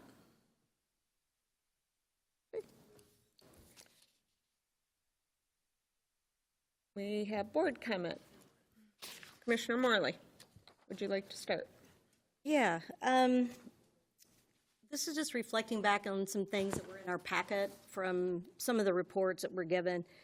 You know, the sheriff's activity report showed a little bit of a decline in the things for August versus July, which just totally makes sense because we're starting to wind down from the summer season. So hopefully that gave the sheriff's department a little bit of a reprieve of all the work that they do during the heavy summer. In the controller's report, I just want to double check. I know that there was the Demmer versus whatever lawsuit. So it looks like there was a ruling from the judge since what was written there. There was a temporary restraining order that was filed against the Board of Commissioners to stop the approval of the Higgins Lake Special Assessment Roll, and on Friday afternoon, the circuit court judge did find that in favor of the defendants on the temporary restraining order. I do know that there was a request made for reconsideration of that decision, but I have not heard if there was anything issued in response to that. I will note that we learned from the last portion of this that Judge Bennett does not traditionally request the other parties' input on a request for reconsideration. So, okay, that's helpful. Thank you. And so for our clerk, I know that there's a recall that's coming in November. It was a recall election? Is that right? I know at the village they were just asking who pays for that. Does the person who's filing the recall pay, or does the village have to pay for that election? Because it's not on a normal election, right? Correct. So I would be billing Higgins Township, and then if they're billing the village, that's their consideration, but the village is contained wholly in Roscommon, in Higgins Township. So yes, they'll be. I was just curious. I'm assuming it's the village that has to pay for it, so. That's what, it's. I didn't respond. They just were questioning that in their meeting, and I thought they probably will be reaching out just to double check but they were unsure of that as well. Yep. So, and thank you, Commissioner Wilson, for the work on this opioid project and working on those wraparound. I love that you're putting together like a resource inventory list that we haven't had, and that's just very helpful for any group that's working on that. So, nice job. Thanks. I'll save the rest of mine for the next meeting. Okay. We have a nice turnout for the ceremony tomorrow at 8:46. The public is invited. Hope to see you there.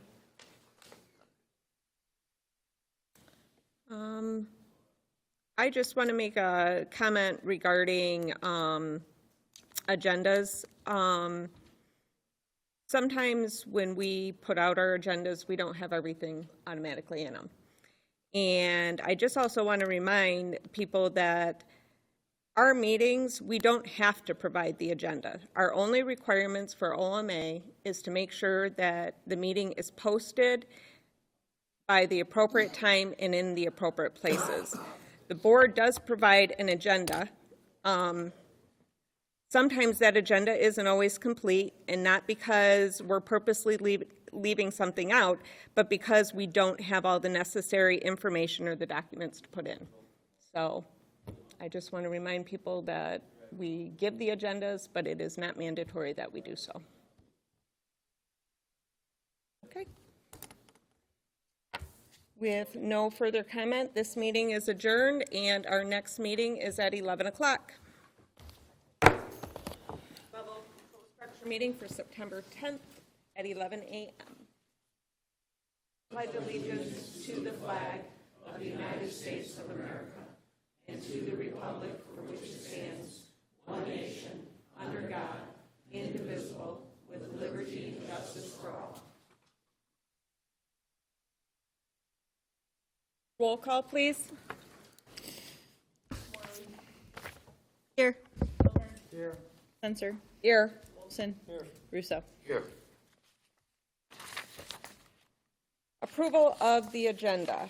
So moved, Madam Chair. Second. Any discussion?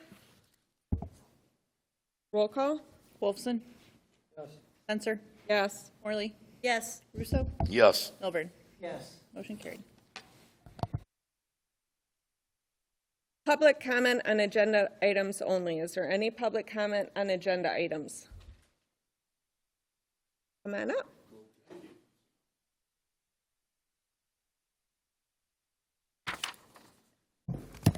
A lot of what I'm going to say, probably heard before because I just said it, but I'm going to say it again in this meeting. Eric Ostergren, former commissioner, Garish and Higgins Township. We're going to be talking about taxation without representation. Commissioners, today I stand before you to address a fundamental principle that is the heart of our democracy, taxation without representation. This phrase was coined during the early days of our nation, and it resonates deeply in our current situation concerning the lakes in Roscommon. I hope that this commission isn't tone deaf. At last Wednesday's meeting, no one spoke in favor of the SAD allocation, and there were well over 200 people there, yet you seem to be moving full speed ahead on the SAD. I'm also disappointed why this meeting hasn't been posted on your website, and I just found out you never recorded it. That's astounding. A big public meeting like that with all those people there and it wasn't recorded? You had plenty of time. I emailed all of you and nobody got back to me on why that was, but I just found out in this meeting. This commission started out your term by saying you're going to be more transparent, and the opposite has occurred. You dropped Zoom. You didn't record the last meeting. Other agencies, local government agencies, are embracing Zoom. Your excuses are pretty condescending and unbelievable, and we're certainly self-serving in this case because everybody's opposed to the SAD. It was there. Our lakes are treasures that serve not just the residents of Roscommon, but everyone in our state. While not every Roscommon resident may use these lakes directly, the economic benefits they provide are felt throughout our entire community. Taxation without representation is tyranny, wrote American lawyer and political activist James Otis in the 1760s. However, it seems that the burden of maintaining our lakes' resources falls disappropriately on the shoulders of a select few, namely the lakefront and lake access property owners, which haven't been allowed to vote on any of this. Why should these property owners bear the brunt of the tax burden? The law may permit it, but as Thomas Jefferson also observed, laws and institutions must go hand in hand with the progress of the human mind. Just because it's legal to shift the tax burden onto a limited group doesn't mean it is just or equitable. It is imperative that the county and the state share equally in this responsibility, particularly since they have a greater ability to absorb these costs and benefit so much. It's disheartening to see the minimal amount you, the commissioners, have allocated to the county, and it does not reflect a fair distribution of this burden. We have something in our nation called the First Amendment. In 1964, U.S. Supreme Court landmark case, New York Times versus Sullivan, involved a freedom of speech protections in the First Amendment, and in that opinion, Justice William Brennan Jr. said that public discussion is a political duty and that this should be a fundamental principle of the American government. Such discussion must be uninhibited, robust, and wide open, and may well include vehement caustic, and sometimes unpleasantly sharp attacks on government and public officials. To have someone say we can't make comments about what our commissioners would be a violation of the First Amendment, and I'd be very careful if you start restricting what people can say and what they can't. Commissioner Morley has mentioned in her comments about she's going to do what's best for the county, but I must question the implications of this statement. Her comments are code for disregarding the voices of her constituents in favor of financial convenience, shifting costs of maintaining Higgins Lake onto a small subset of property owners. If Commissioner Morley votes in favor of maintaining the current tax allocation, it raises concerns about her dedication to her constituents' interest, especially given that she has recently sold her lakefront property and will not be affected by paying the new tax. It's easy to impose taxes on those who are not in the decision-making seat. As Benjamin Franklin once said, it's the first responsibility of every citizen to question authority, and I now question your authority and ability to make fair and reasonable decisions. Voting to have someone else pay the bill is easy to do. The more difficult thing is sharing in paying the bill. The folks on Houghton and Lake St. Helens weren't treated fairly either. Everyone in Michigan enjoys our lakes, and those who visit Roscommon benefit our local economy, which means that the entire county should share in the expense. You've received a lot of feedback, and I urge you, our commissioners, to vote against the SAD and reassess the current tax allocations. Go back to the drawing boards. I would suggest the same for Houghton and Lake St. Helens as well. It's time to increase the financial responsibility of the county and the state of Michigan, which benefit far more from our lakes than they are scheduled to contribute. That would encourage you to keep the costs lower. It's easy to run up a bill when someone else is paying for it.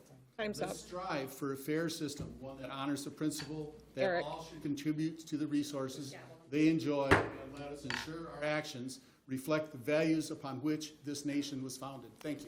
Thank you.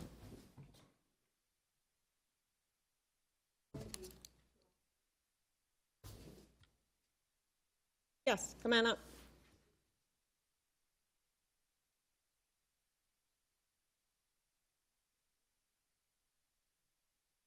Good morning, Commissioners.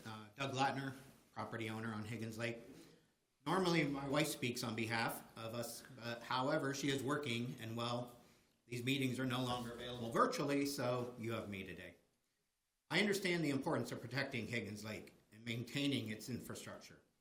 It's a place of natural beauty and shared heritage. But this SAD, as proposed, places a disproportionate financial burden on the property owners who are already paying the highest property taxes. It begs the question, what have our tax dollars been used for instead of maintaining the lake level for all these years?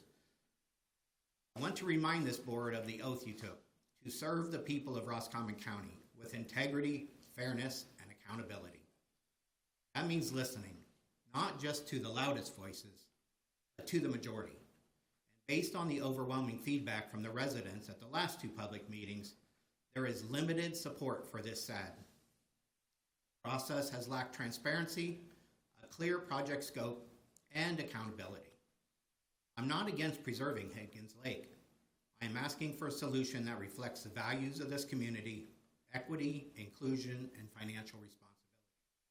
I urge you to delay this vote, revisit the funding model, and engage with the residents in a way that honors the trust we've placed in you as elected officials in Roscommon County.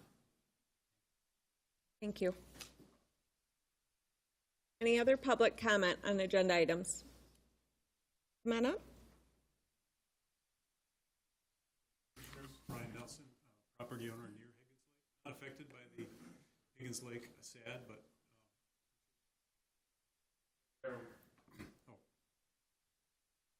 so I'm concerned about the precedent that creating the SAD will have. I realize that you were all lured by the siren song of a lawyer who has built her career on creating these special assessment districts. It might be technically legal to do so in a narrow sense in the way it was done. That doesn't make it just. The benefit you also were offered was, hey, it won't cost you a thing. carry the cost of doing this in the first assessment. That is inherently wrong. Saddle the property owners, all the riparian property owners, with the cost of creating a system that's going to tax them possibly for the rest of their lives. So I just agree with this, disagree with the whole concept of doing this. Realize now you have the difficult decision of admitting we need to find a way to pay for this services that were performed by the lawyer, which she is due. I'm sure it was a lot of work to do this, but it's going to have a difficult conversation needs to be had with the budget process. The purchase of a few decision, but there is a way to pay for this without saddling the property. Thank you. Come on up.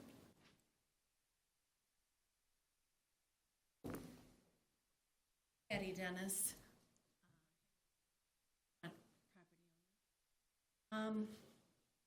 been trying to figure out why. My theory. I don't know if it's accurate or not, but I'm going to throw it out there, following what this gentleman just said. I think the formation of this lake level SAD is an overreaction to the dam control structures that failed in Midland and Secor Lake and so on and so forth.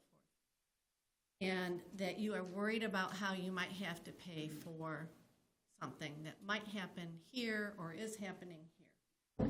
And so along comes Stacy. And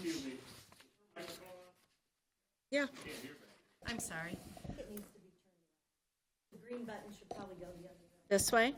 Is this better? Oh, yeah. I don't know if I'm. Yeah. I think that might be right. Okay. Is this better? Yeah. I'll try to talk right into it. So along comes Stacy, and she says, hey, I've got a great solution for you guys. It's not going to cost you a dime. I know how to form a lake level SAD, and the property owners will pay for it. I've done it. I've got huge success in it. Problem solved. And so I think that as a lakefront property owner, I am astounded at the fact that you moved forward despite overwhelming disagreement from the get-go 2 years ago. And it is your responsibility as elected officials to find an equitable solution that is involving input from those of us that are affected. It's my understanding also that other options were presented to you that wouldn't give you a blank check to tax the lakefront property owners without a project or a scope or anything. And that, I mean, how would you feel if you were told that you had to pay for something that there's no project, no scope, no bids, no nothing? It's like a blank check. And I don't think the property owners should have to bear that burden. Thank you. Thank you. Yes, come on up.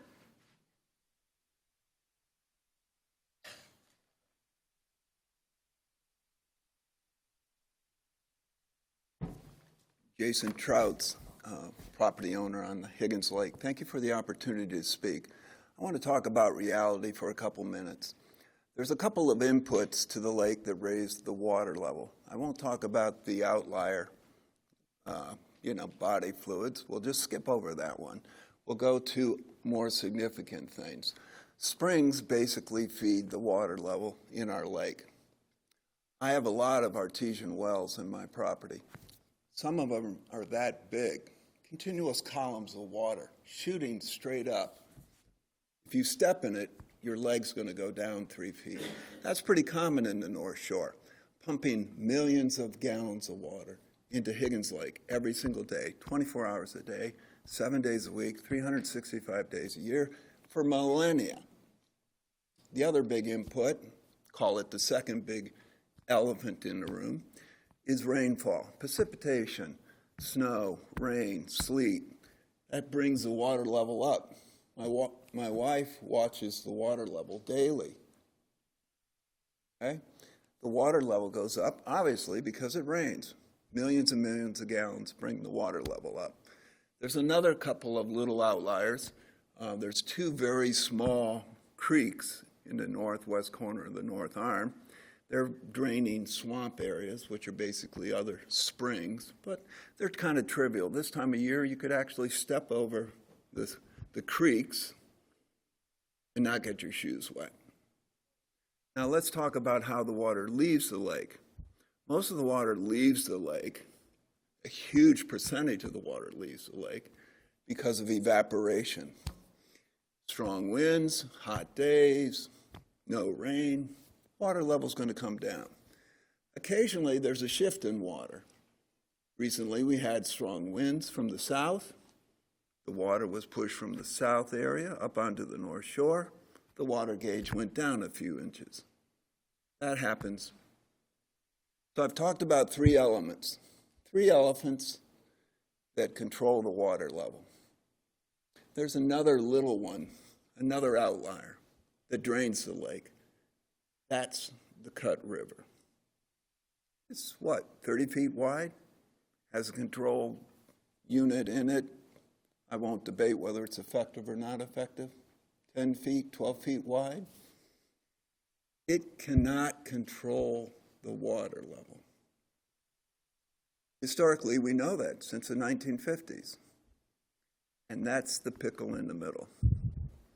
It can't control the water level. Even if you made it the Hoover Dam and you put millions of dollars into the work effort, the creek simply is not a big influence. The three elephants, springs, rains, evaporation, that determines the water level. Okay? So why are we here today? And why did the state of Michigan back out? They legislated themselves out of the water regulation business because of lawsuits. Okay? And they got out of the water level because management world, because they're never going to win. Half the people want higher water level. Half the people want lower water level. That will continue every single day in the courts of Michigan until you decide that the three big elephants determine water level, and you're out of the water level business. That's the reality of it. You can make the Hoover Dam, and you're still going to be sued. It's not a solution. The solution is really simple. Let Mother Nature take its course, because we know the Honorable Judge Bennett, all these people, all the engineers, all the meteorologists, all the hydrogeologists, all the people here, we can't control the three big elephants. We never will be able to control the three big elephants. Let's get out of the water business. Just remove the dam, zero cost, or let the dam just disintegrate on its own. The lake has regulated itself for millions of years. Thank you. Thank you. Any other public comment? Come on up.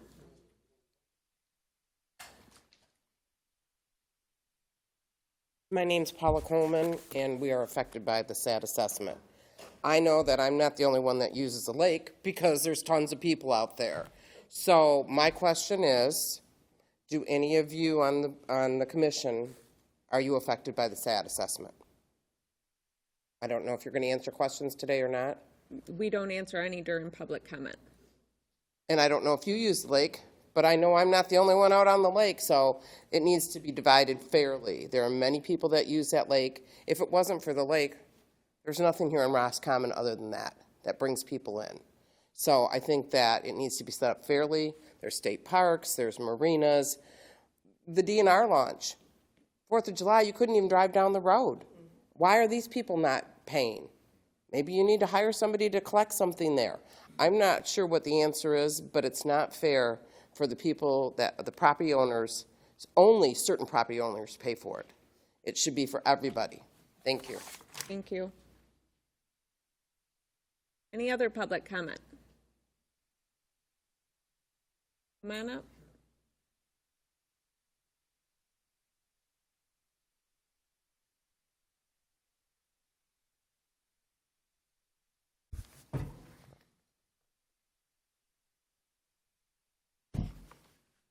$3:59. Oh, there it is.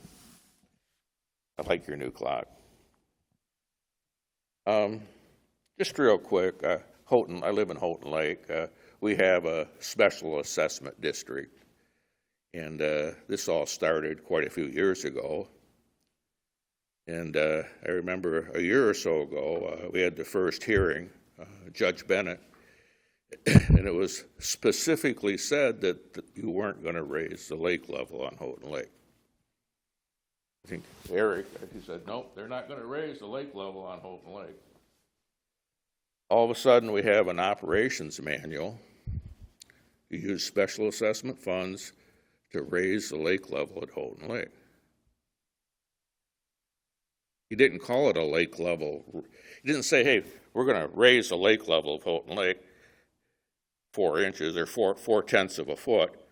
We're going to call it an operations manual and raise the lake level on Houghton Lake. You couldn't even tell us what you were going to do. Since Higgins Lake is here, I want them to realize that once you have your SAD in place, they can raise the lake level of Higgins Lake. They did at Houghton Lake. The court said, yep, raise the lake level. I had a bunch of stuff prepared, but again, to me it's always about trust in our elected officials. Trust that you'll come straight out and say it as it is and not beat around the bush. Calling it an operations manual, again, is beating around the bush. So, thank you. Thank you. Any other public comment? Come on up.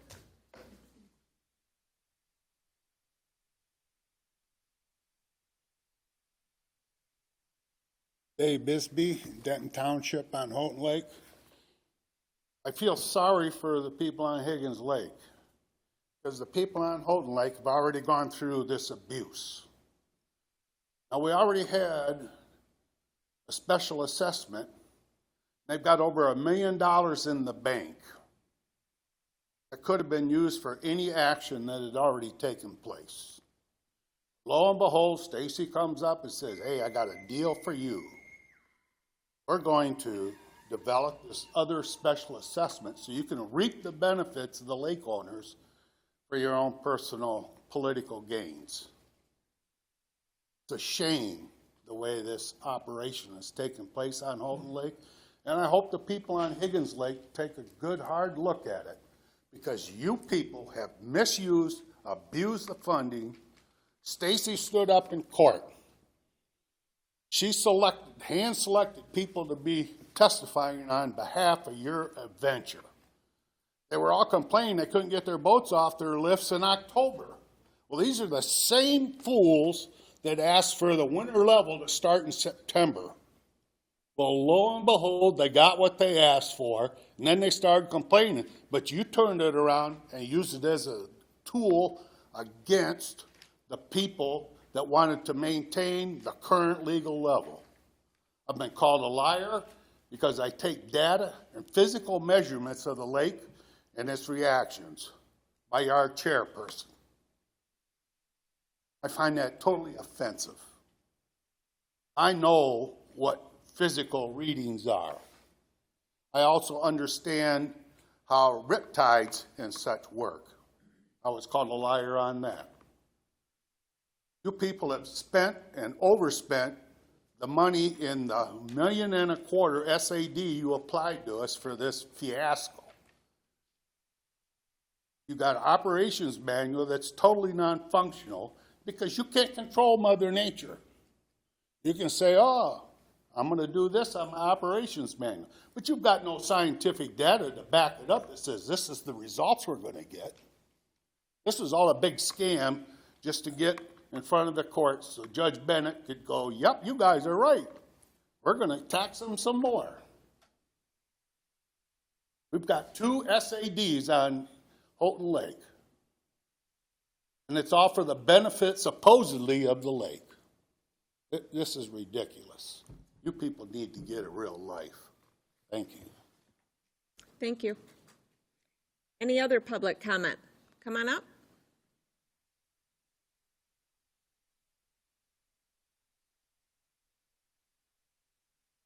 Aaron Trouts, and I realized that part of the SAD's purpose was to redo the lake level control structure, the dam, but there are considerations of high water erosion around the lake that need to be considered before any dam structure is repaired or replaced. We are losing an awful lot of land. There's a lot of dirt, leaves, soil, plant material that's going into the lake, and we've already got a huge issue with plant matter decaying and creating a soft, sloughy bottom that is choking the lake from the bottom up. This lake is going to turn into a toxic puddle if we don't clean it up, and allowing lower water lets the waves throw some of this dirt and junk and leaves back out onto the shoreline and get it out of the water. High water is a detriment to my property and my neighbor's property. We're losing feet of lakeshore property, and we don't necessarily need to have a dam control to raise and lower water level. Just let Mother Nature do it, and we'll see what that takes. Lower water level, some people are inconvenienced by not being able to get their boats off a lift or having to change the way they get their boats off the lift. It's an inconvenience, but it's not a detriment to the lake. Higher water is, and a new dam that would push the water level up is going to be a problem that continues that degradation of my shoreline. Thank you. Thank you. Any other public comment?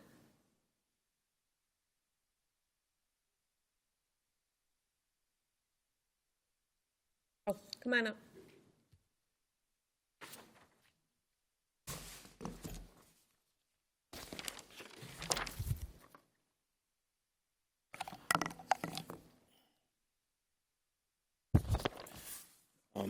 My name is still Greg Seemack. I'm a Garish Township resident. There are 2 things that I want to discuss that concerns the Higgins Lake Dam SAD. The first is the computation of cost. I've been told that the commissioners have checked over and approved the numbers, but what we don't know is who created these numbers and how accurately they did so. Here's what I've found. In the numbers supplied to me by the county, the assessment being put forward is $373,655.06. But there's a large part of that number that's anticipated cost, that is, costs that may happen in the future. Of the $373,000, $77,502.95 are costs on work that has not yet been done. And that would leave $296,151.11 of current costs. That means that over 26% of the cost of the assessment is attributed to estimated future costs. By category, operation and maintenance, $10,000 additional cost estimate. Lake level control structure inspection, $600 additional estimated costs. Establishing a SAD, $9,144.50 additional estimated costs. Preparation of assessment methodology, $47,409.45 of additional estimated cost. Administration and maintenance of assessment roll, $3,150 of additional estimated cost. Website and public communication, $3,000 of additional estimated cost. Landowner notices and mailings, additional estimate cost of $4,200. In addition, there are $26,344 of contingencies. That's a cost of about 7.5%, based on over 26% of future cost estimates added to the costs already completed. In other words, if you pause the SAD process now, there will be $103,800 less expenses incurred than this assessment calls for. It appears to me as though this needs further examination. My second consideration is that one of the concerns before you today is whether to continue the process of assessing Higgins Lake residents on their upcoming winter tax bills. On the surface, the reason for doing so may seem simple. It allows the county to collect more money from residents and deposit it into county funds. But the more important question is this: what's the reason for not doing this? Knowing that the appellate court has not yet rendered a decision on whether the SAD was properly constructed, is it truly wise to move forward before that ruling is issued? The part of MCL 324.307 to be concerned about is this: when a county board determines that a special assessment district is to be established, the delegated authority shall compute the cost of the project and prepare a special assessment rule. Many of you have likely watched the appellate court hearing. At one point, the presiding judge made this observation to Attorney Hissong: Part 307.14 seems to contemplate a project-specific, project-by-project process. While there may be projects with ongoing assessments, the statute clearly envisions the delegated authority approving or revising the cost of a project or the special assessment rule. So in hearing that, you're doing it on a project-by-project basis? I recognize the money at risk is not your personal money, but the county's. Still, I ask you to consider, if it were your own, would you risk losing it? In plain terms, assessments are meant to be tied to specific projects, not open-ended or speculative. With that in mind, ask yourself, would you spend more money if it were not your own, or if it were your own, knowing that, should the court rule unfavorably to you, the county could be required to pay additional processing costs and refund assessments to Higgins Lake residents with interest? And all of this risk comes simply from not waiting for the court's decision. It's also important to note that there's no urgent necessity to rebuild the Higgins Lake control structure at this time. The most recent dam inspection rated the structure as being in good condition. The modest modifications that might be needed to better meet the court-ordered lake level could be addressed in partnership with the lake associations without rushing into costly and premature assessments. For these reasons, I once again urge you to pause the special assessment district process. Thank you. Thank you.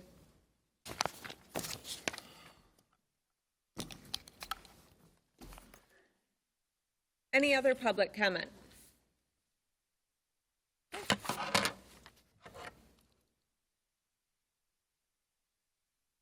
Houghton Lake Delegated Authority update. The pre-application has been submitted for the pre-design phase on Houghton Lake. The engineers, lake manager, Commissioner Wolfson, and myself have met with Eagle and Dam Safety and the permitting agent to discuss possible designs of a new structure and the requirements that may be needed. We were informed that the new flow data is out and the engineers will now have to request that new information. Our lake manager will talk more about that.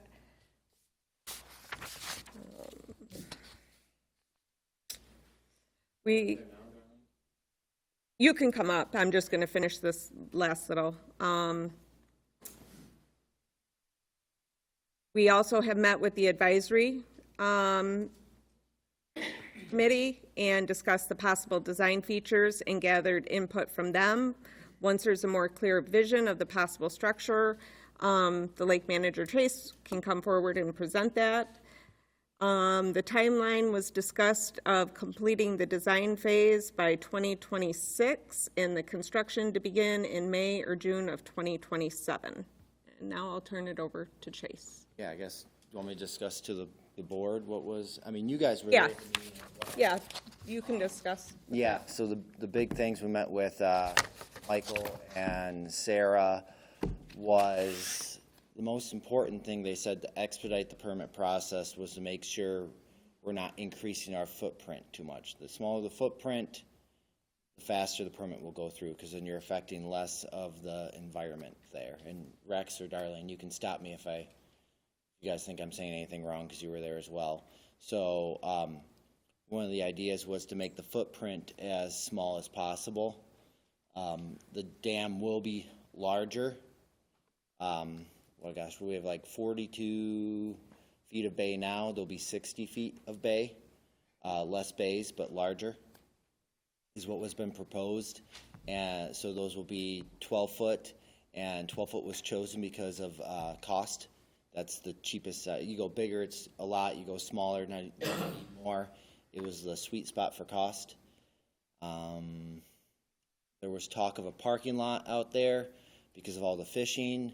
I don't know what the board would like to do about the parking lot, but I don't know. I know me and Rex have talked about that.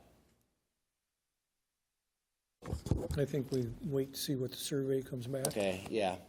The concern about the parking lot is if we encroach on the wetlands too much, then they're gonna hold up the permit just because of a parking lot. So it's better to maybe either add that at the end or wait and see what room we have once the survey comes through and we've completed the swap with the DNR for property. There's talk of right now the initial talk of design will be kind of auxiliary spillway slash fish ladder that is running at all times, that maintains the minimum and or flow eagles are going to require. And then that way the whole structure, everything can be completely shut, and that's what we can maintain. But then the flow that Eagle DNR Fisheries wants will always be there. We don't have the option to shut that or restrict that. Boardwalk was talked about. We're thinking, or the advisory board was thinking they wanted to do something nicer, like a Trex or composite decking, something that would be real nice and clean. You're going to put the money into the structure, have it be a nice looking, clean structure on top for fishing and all the people that use it. And I think that's, the gates we're proposing hydraulic gates from the bottom up. So the water will go to the top, they go up, block the water, go back down. That way, if water is coming through, you can see it's going over top. With the gates now, when you put them down, you got to jump on them, make sure they're all the way down because you don't know if there's water going underneath them. It's kind of a pain. You got to climb out in front. It's a big pain to make sure all those gates are shut correctly. So the bottom up is a great choice in my mind, and the hydraulic brings us into today's time because that's where a lot of the hoists are going now, are hydraulic, raising and lowering. And then that fluid is a natural. It's like a vegetable oil, same thing they use on hoists. You know, if there's a spill environmentally, it's not a big deal. Yep. Sorry. Anything more on Houghton Lake? I don't think so. I don't have anything more for Houghton Lake. Okay. So Lake St. Helen, Commissioner Wolfson, would you like to start? The only new update on that is, and I talked to Luke the other night, is these new flow rates. The only new thing on St. Helen is come up are the new flow rates, which are how much water we have to allow to go over the structure should a big rain event happen. And I talked to Luke the other night, the engineer, about that, and we discussed that with a spillway, the only thing you can do is make it longer. So once they get the new flow rates, they'll look at that situation. And with the flow rates, so that the public knows, I think it's NOAA comes out every, 5-7 years with new rates, taking into account climate change and weather patterns to determine the flow that's going through and or over these structures. So that gets changed every so often. Just happened that the most recent change, I think, was 2 weeks ago. So any projects that haven't been permitted or designed yet, they have to now take those new flow rates into their design. And these flow rates are to avoid adverse effects upstream. Is the flow rate more or less? It's going to be more. More. Yeah, it's going to be more. On Houghton Lake, the thought was it would be that substantial because it's such a large lake, and you have a large bowl of which you're catching all the water in. The minimum flows would not be much more. So. We would like to think the flow rates are calculated also based on how the water gets to the structure, and if it's restricted getting there, which would reduce the flow rates, but who knows how they're going to figure it. Thank you. I know, the only comment I have is, I know I've kind of talked to Chase about this. You guys have talked about the winter level going away for Lake St. Helen, and I know we've talked about possibly sending out a letter or having a meeting to kind of see how the public over there actually feels about removing the winter rate. Is that something that? I think a lot of that depends on the engineering coming and Eagle kind of a pre-approval process, saying yes, a spillway will work. Yeah. And whether or not they're go along with that. Yeah, we're gonna wanna wait for the new flow rates for Luke to calculate them before we have that meeting. Okay. Because that could change based on what some of these rates are saying. But I have had no response from anybody concerned about the winter level on that lake. Okay. Okay. Any other, does anybody have any questions? Okay. Higgins Lake. I've spent hours going over the objections and the comment cards. We've met with Hi-Fi, and I have given them a deadline of October 3rd to get us all the back data and have something ready to go up on the websites. They'll actually send it to Commissioner Wolfson, myself, and Chase to make sure that it is what we're wanting for the people. And I will turn the rest over to Chase to kind of discuss Okay. the options. So I have a lot of opinions. Since you guys make the decisions, I will voice my opinions, and you can take it or leave it, and I'm just going to say what I think, and we'll go from there. Oh, man, this... Yeah, is that better? Okay, yay. Begin with, so let's look at the last 30 days on Higgins Lake. The last 30 days, if you go on, the lake dropped 5 inches. If you were to close off that lake level, you close off every drop that goes down the cut, it would only bring it up 3 inches. So the lake would have still dropped 2 inches. So as much as the lake level control structure helps maintain the lake level, it doesn't maintain the lake level, and there's nothing you can do to it to maintain the current court-ordered legal lake level. And because of that, what I propose, what I would like for you guys to do is I would like for you guys to approach Prine and Newhoff. I'd like for them to go over the last 3 years of legal lake level data. I would like them to come up with a monthly of what would be needed to go down the cut to maintain legal lake level.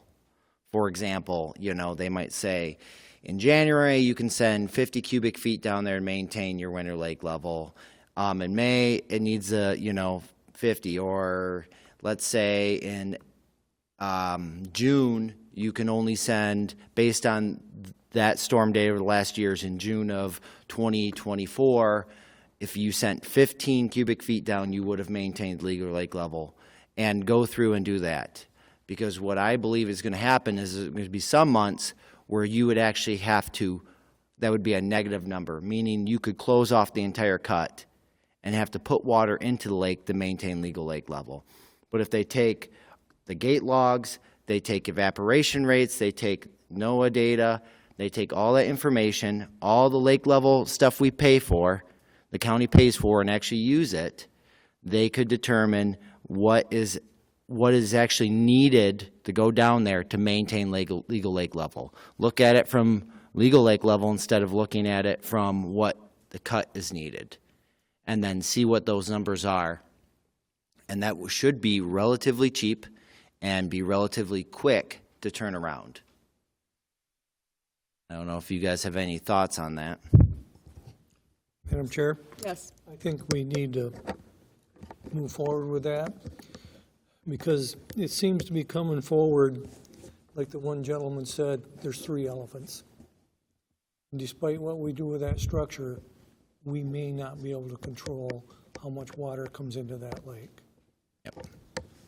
So this study would also help us in trying to determine how we can maintain the level best we can.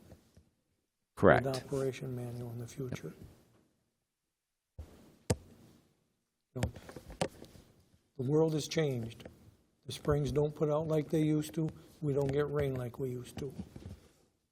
I mean, to ask us to do something that's defying God is ridiculous. Any other comments or questions for Chase regarding that? I guess I'll expound a little more. So Yep. when you guys get that data back, which again I believe would be relatively quickly, I would assume end of November. You should have it before end of November. You could then make a decision on what to do, or potentially the advisory board could be put together at that point, and they can be consulted or advised on what to do. But without that data, knowing how bad the situation actually is, situation meaning how badly you can't maintain legal lake level because of everything else that's going on in that watershed and environment, you're not going to be able to make an informed decision unless you have the numbers there in front of you. Very similar to what we did with Houghton Lake.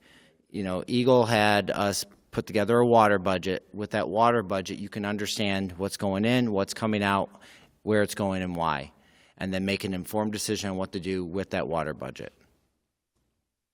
And if I'm not mistaken, Prine and Newhoff already has part of that data from the permit process that we did. Yeah, they have all the flow calculations through the structure, and if it made the HLPLA happy, they could also include all the data they've been collecting as well to go with the flow through the structure. So they have the hydraulic flow that was calculated from here's your opening, here's your head difference, this is what's going through. They can put that with the flow flow meter data and put them side by side, and it's only flipping in another number in their formula and kick out, and that can go. Now you have two forms of saying this is what's happening there, and that would be helpful. And it would use data that the HOPL has collected. It would actually use it instead of just sitting there not being used. Madam Chair? Yes. I think we ought to get some kind of a quote from the engineers on doing this. And I think we need to see how we can put together the funding for this.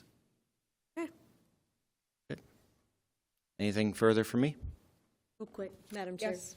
So Chase, you said since they already have some of this data, wouldn't be too hard. It could be kind of quick as well as less expensive. Because Yeah, I don't know a number because there's different ways you can do it with the water budget. You can keep looking at more and more inputs that have less and less effect. I hear you. And so it's how tight they want to go to get their number, and that determines the cost. So I don't know how many inputs. But we're not talking, like you were saying, this is not an astronomical expense. At this point, we can find out. I would That's assume okay. between 10 to 20,000. You don't have to Well, give an I'll give estimate. an estimate, but that's Just gives me a ballpark. That would as be to my ballpark, somewhere in there. something that helps us move forward, get some better data, use some data that Yep, some and- people are saying we haven't used and looked at. Yep, So and just like with Houghton Lake, they can put it in graphs and put it in so you can see each month and, the flows required each month to maintain and where you're losing it and evaporation, and it can be laid out in a very understandable picture kind of way. Okay. Thank you. Okay.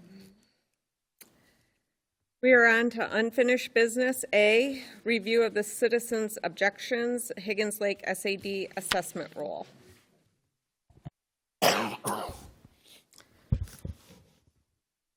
I have emailed you guys all a couple sheets with the comment cards and the questions from September 2nd. I took that from the comment cards, plus on each of the comment cards I had written at questions as they were speaking. I tried to categorize the questions, and I think we need to talk about the pros and cons and openly discuss all the options that are out there on the table. I do not believe that we need to make any decisions today. Once we've had a decision or had discussion, then I think it's up to each of us to take that information and make our own decisions from there. With that, I'd like to start with the comments that were left on the cards after the meeting. I appreciate everyone who decided to stay after and fill out those cards and offer up additional information regarding possible solutions. One of the major things that were talked about was more or better communication with the public. It's obvious that we have not done a great job at this. I do know that we have started to use constant contact. That's something that can relatively be put out there on a moment's notice. What are other possibilities? How do we do this? Madam Chair, let me click. So our constant contact, that method is the same method that Mr. Ostergen uses for his information. That's the same tool, right? I believe so, yes. It's a similar tool that can gather a lot of people's information and get a lot of information out quickly. Correct. Okay, all right, got that.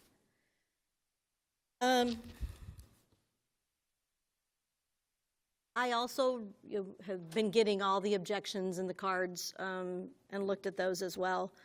So maybe I'll start with just what I think some of the key buckets of options could possibly be. Let's go with some of the ones that have already been talked about. You know, one, we can continue putting this on the winter tax bill. That is an option. We've felt pretty strongly with the advice, not just from our attorney, but others, attorney, judges, people who've dealt with this issues across the state that believe that that was done correctly. So it's not like we don't think we did that correct. The downside to that is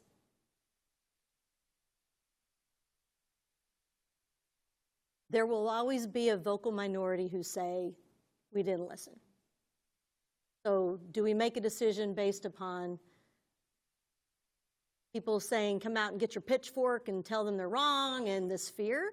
Or do we believe we've done something correct? We would need to do that for consideration. There is probably a timeline to make sure that it does hit that winter tax roll. So it might be a special meeting before we make a decision. And then Crawford County also, after us, has to have that time. So those are things to consider if we go that route. We could postpone it, try to put it on a 2026. I think the pro possibly is that we may have an answer from the Court of Appeals by that point. Downside is if we start over, it's possibly, my guess, once again, people, I'm guessing, so don't quote me on things and misinterpret what I'm saying. That could be a 3-year assessment with interest for an entire project. That could be possibly more, and we may not know all the details before we have to do that in 2026. There are the options of the DNR taking this over. That's a possibility. We know that in the state that is not something that they love. They don't like to have ownership and liability for those things. I don't even know if that's something they would entertain. We could sell it, if that's a possibility, to a private organization. There are other dams in this state that are privately owned, not controlled by a county. That would definitely shift lawsuits to another agency or somebody else versus this county and allow us to spend more time and money on other things in this county. But once again, I'm not sure what it's a parcel. We can't just give it for a $1. I mean, there's other things, just like we're facing with the Children's Assessment Center building. That would have to be looked at in more detail. But to me, it kind of boils down to those. I'm at a point where instead of continuing to listen to 50 million different things, we need to remain consistent to the goal. Our goal, and I'm not even sure it wasn't the goal prior to this board, maintain the legal level. Now, that goalpost has changed for everything that's happened, whether it's a pro or a con, and those conversations don't always stay focused on just maintaining the legal level. That was our commitment. That is what we are currently ordered to do by the court. So how do we do it, and what's the best way? I will address something about my comment doing the best for the county. That is a true statement, Mr. Ostergen, but misconstrued to say that it's about only what the county board thinks and what's good for us. I will tell you there are far more many people who don't come to these meetings who are fine and tired of this and say, get it done, move on, so we can focus on other things. They just don't come to these meetings because they're not going to get caught up in this. So that is our objective today. Unless the courts or we want to decide to go change a level, which is going to take a different route, and if that's what we choose, we work on that. But right now, today, if we don't do something, we will continue to be accused of being out of court order.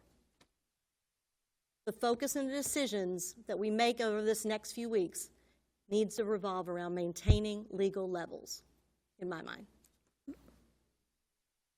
That's just what I've gathered from some of the other comments and stuff too. Those are viable options to possibly happen. I'm open to some thoughts for the rest of the commissioners. Thoughts? I'm going to speak. Yep. We've been through a lot, done a lot. We spent a lot of money. I am for, let's have a special meeting next week. We have a whole week to look at this, and let's put our vote down then. Thank you. Madam Chair, Yes. we got a lot of information from that September 2nd meeting. And I don't think we've all had time to review it to see if we need to make adjustments to the assessment roll. So I would not like to make the decision on the assessment roll today. That's why we should give us But a we whole do week. need to finalize it if we're going to finalize it. But we need to have the time to look at these objections that have come through. Also, this started out with how can members get more public comment? Yep. I've said more than once, we have failed in that respect. We're talking about setting up the assessment or the advisory committee again, but that advisory committee was designed to, when we do something, what do we want it to look like when we're done? Perhaps we need to broaden that base or have another committee of how do we move through this process to get where we need to go. That's just my suggestion. Madam Chair, may I tack on to what Commissioner Wolfson said? I agree. I think that committee, we've talked about putting that together to think about what that structure or whatever. I think we need to decide what we're going to do and get But we got to move forward first. and that gives that committee direction on what we're going to do.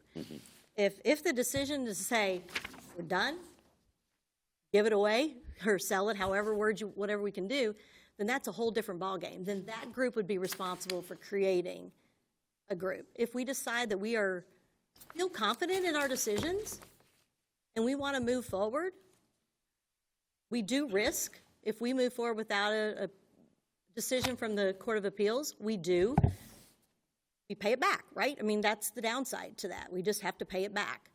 So I think it's up to us. If we do a special meeting, I'd agree. We've had a lot more information given to us, a lot of different ideas on what to do. So giving us that time to review those, but to try to make a decision at a special meeting would probably be very important. And then decide what's the next step, depending on what plan of moving forward. Madam Chair? Yes. Do we know does Crawford County's deadlines align with ours? Yes, we've spoken with Crawford. They know that we're having our meeting today. I told their chair that we would follow up with them, and most likely it would be a special meeting. Okay, thank you. I think it's our due diligence to not rush today and to make sure that we've taken all those into consideration. Look at those pros and cons of our decisions, and I stated that at the September 2nd meeting as well, so I think moving in that regard stays pretty consistent too. Madam Chair? Yes. Does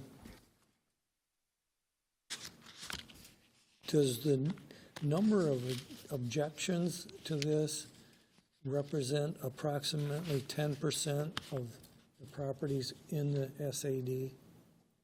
From going through every objection, and when I mean every objection, I mean that I went through every email, every phone call, everybody that signed in at the September 2nd meeting, everybody that submitted a comment card at the September 2nd meeting.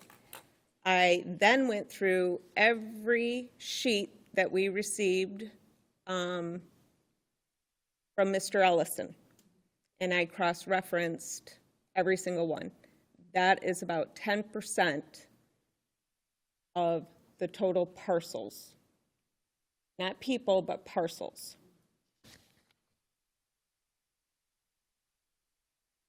It's good to know. So back to better communications, because that was one of the questions. And we've talked about the constant contacts. We've talked about the advisory, possibly putting back the advisory board and expanding maybe their information that they can give and utilizing them. What are some other thoughts, if any, on how to do better communication? Well, it's something we could think about and bring up in our lakes, not just for Higgins Lake, but for all the lakes. I agree with you. That's something we should come and offer up other suggestions and ways that people can get that communication. So I'm going to throw this out there, and I'm not going to say whether I favor it or don't, but I told the people that I would bring up all things that were mentioned. So one of the things mentioned, and it was also mentioned here today multiple times, is Zoom. Now, I've thought a lot about Zoom. The problem with Zoom is we don't always have an IT person that can operate it. Our technology isn't the best. Half the time we have a hard time hearing the people when they ask their questions, and vice versa.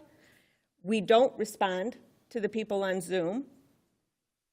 So those are some of those.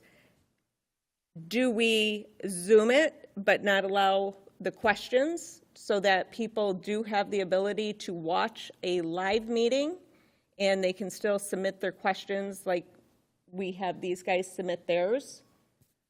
I don't know, but that was brought up multiple times in the comments, so I'm throwing that out there. I think it's something we should take a look at. If we keep hearing it, I felt very good with the decision we There made, again, we but could bring that if up there's a at the way, next we should. meeting Also, Yep.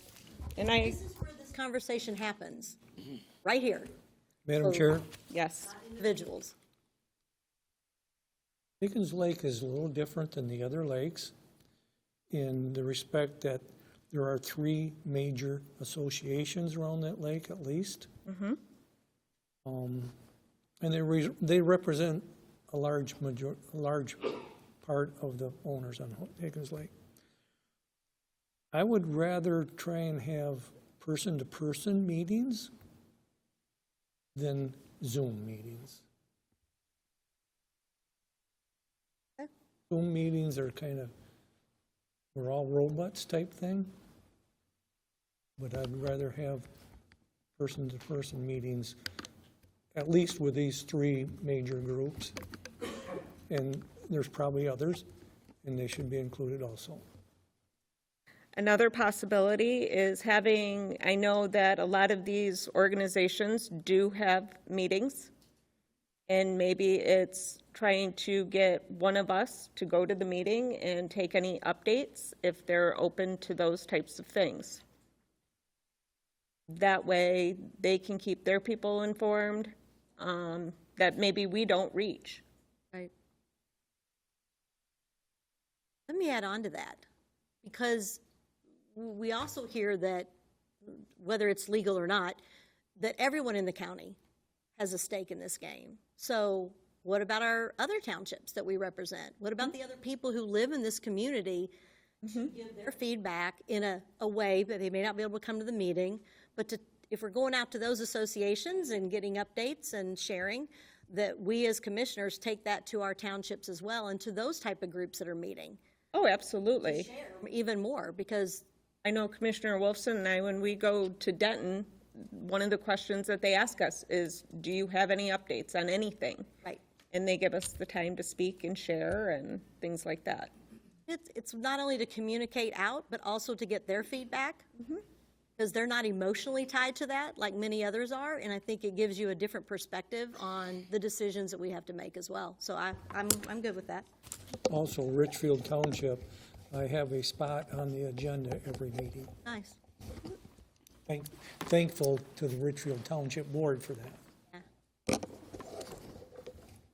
Regardless, we know we need to work on communication. Correct. Regardless of which routes and decisions going forward as a whole. We sure do.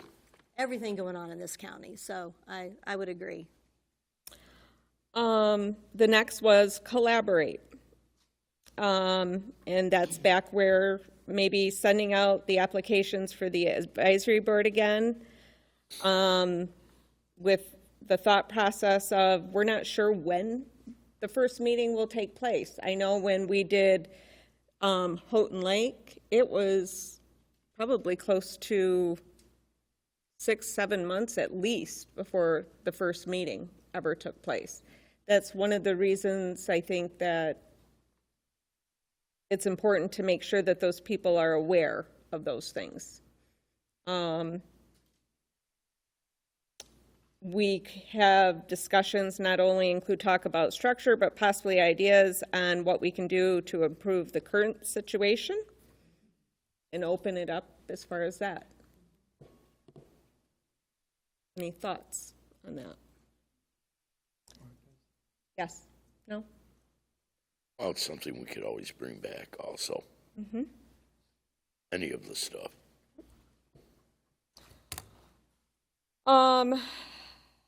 Another one was make sure to schedule meetings with Eagle. I finally have heard back from Eagle. And we meaning Commissioner Wolfson, myself, and Chase, will be having a meeting with them on September 17th. The time has not been decided. And to find out exactly what they are going to require for any types of stuff that we are looking to do. Just get the generalization out there, have the conversation, and see. Because without knowing, I don't want to go having surveys or this done, and it being a moot point. If they're gonna... I think that is a very smart next step, because we can think of all the things we want or what anybody else wants, and if they say no, we have wasted a lot of extra time and money. Correct. So getting a better understanding of what will they do, knowing where we're at on it. We have to maintain a legal level that's been already given to us. How do we do that? And what will they require in order to do that? I think it saves a lot of time Well, not and money. just about the legal level, about other areas too. Yeah. So, another, and I will make sure that notes are taken. If I need to, I'll report, and Commissioner Wolfson can report in the next meeting under unfinished business, basically, because, or what the talks were about Sounds good. We can put it out there, maybe even through the constant contact, write something up just to kind of let that people know this is what we discussed, and if there is a future meeting, no future meetings, what it looks like. I'd agree, because I think in any form of communication strategy, it's not one venue. Right. It's any which way you can get it out. If it's constant contacts, at a township meeting, at these meetings, and reports, I think the more frequently and the different venues that we pick is critical. Yeah. Another big one was grants. Why are we not applying for more, and why are we being rejected? The control structure at Higgins Lake is not considered to be a high risk. Most of the grants out there are for high risk structure, dams, basically. This isn't a dam, it's a control structure. And the funding goes to the higher risk structures. That being said, there was a webinar today scheduled at 10 o'clock through Eagle's non-point source program. I did register for it, and I'm hoping, even though I wasn't able to attend it due to our meetings, that because I registered that they'll send me the presentation and what was discussed. And see possibly, and it had to do with watershed management planning grants. And maybe there will be something in there, whether it's for studies, whether, I don't know. I don't know what that was going to be focused on. They did not elaborate in the email that I received, so, but.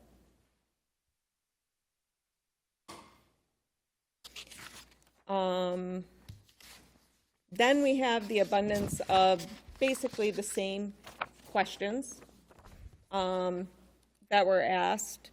Explain the SAD, how it was created, non-landowners, why are they in the SAD? Is this a tax assessed for being on the lake or the usage of the lake? Why do just lakefront owners have to pay? Fairness, why aren't others paying? Marinas, parks, boat launches, boat lift, road ends, who benefits downstream? Why can't they be assessed? Parking on Old 27, why isn't the public paying?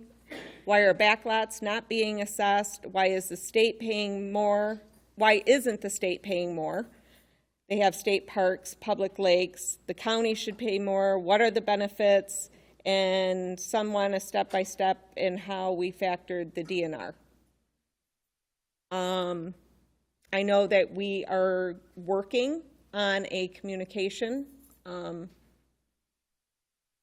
don't want to really call it a letter. It'd be more of a fact in question FAQ type thing that we can hand out to the public with good explanations to these types of questions. Thoughts? Well, some of the, and keep hearing the concerns that only lakefront people are paying. I think 44% of this assessment is other than lakefront owners. Correct. I mean, it's government agencies, basically, and businesses, so. Chair Sensor, I do agree that once we create that FAQ, I mean, we've started that process. I think it's important. It'll be posted on the website. It's the correct information to answer. That helps all of us as commissioners know and be all on the same page. We understand the answers to that. But I think it also helps the people. So I think as soon as we can get that summed up, I know we've already started it, get that cleared up, even before if we do a special assessment or a special meeting, have that ready so that we can respond to those and direct people. If they didn't hear it and they're still answering the question, we can direct them to exactly where it is. Correct. They get the same answer. They're not getting confusing information. Some of the other questions, just so that people realize what we can include in this, or we will. Do we even need a control structure? The cost, budget, itemization, what are future costs? Why is there a difference in what is spent and what's being assessed? Is this an open checkbook, no end date? Are we only doing this to recover costs? We broke down into project. Can we develop a clear plan, work together, have public input, public vote, fix the problem, reorganize, and show alternatives? These are all things that I think we, as a whole, are going to work on and to get that information out there in a clear manner.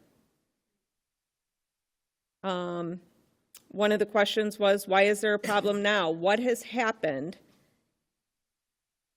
that there's such a problem with the control structure now?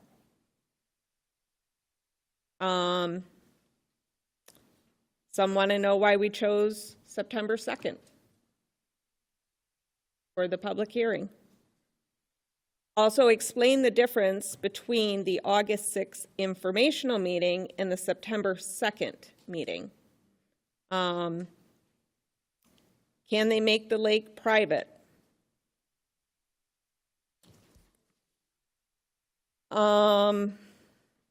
Wait until the Court of Appeals ruling. Can I adjoin? There was one question that was, can I adjoin adjacent properties? And if so, will that be one assessment or will I still be assessed for both properties? I think we need to reach out and explain that to the gentleman that had asked that question.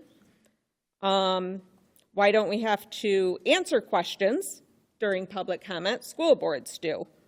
And then we were accused that because we didn't answer them, that it was a violation of OMA by not answering. Public comment is just that. It's public comment. It's time for us to listen, for us to write your questions down, maybe figure out a response, get with you after or in another meeting to clarify some things. But the reason that there's not back and forth is it's not a debate. It's public comment. Just as board comment is board comment. The public doesn't interject while we're making our comments up here as a board.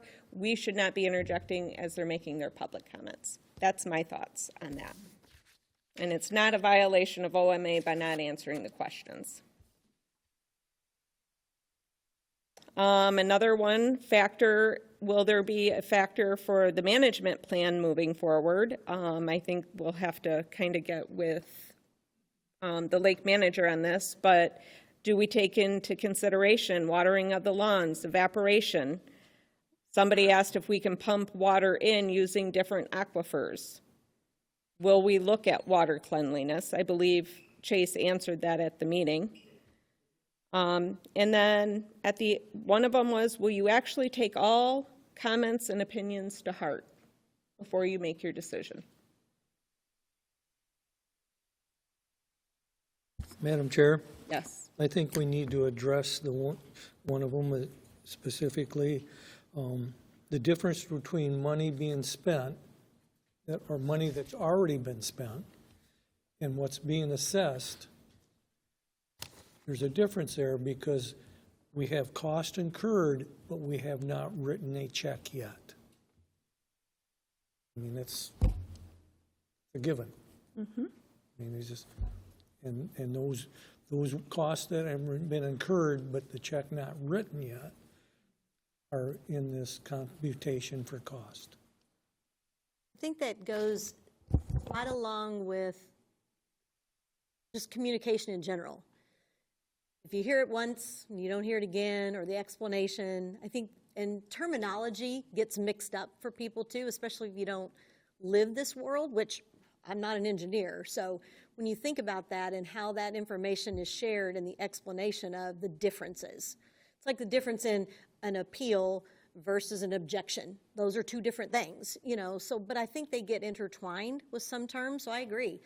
The more we can explain what the differences are and answer that, I know it seems like it can be, the more we talk, the doesn't seem to solve it, but we can't stop talking. We can't stop just continuing to repeat if it's been the same question we get over and over. Just have to keep doing it. So I agree, Rex. I mean, some of that definition and clarity should be explain it better each time. Yeah. Yes. I think our chair has done an admirable job in getting these questions out to the public, and I think it's been very verbal with Kim, and I appreciate Rex's opinion. You know, the kicker is that we do take each question to heart. The kicker is, though, is this is a different world. If everybody looks to the right, you'll see a police officer. If you look to the left, you'll see a police officer. This isn't how it used to be a few years ago. So but we do take the questions very seriously. This is a very serious topic. We do answer every question best we possibly can. You may not like the answer, but we do the very best we possibly can. Thank you. Anybody else? Couldn't hear it all. Okay.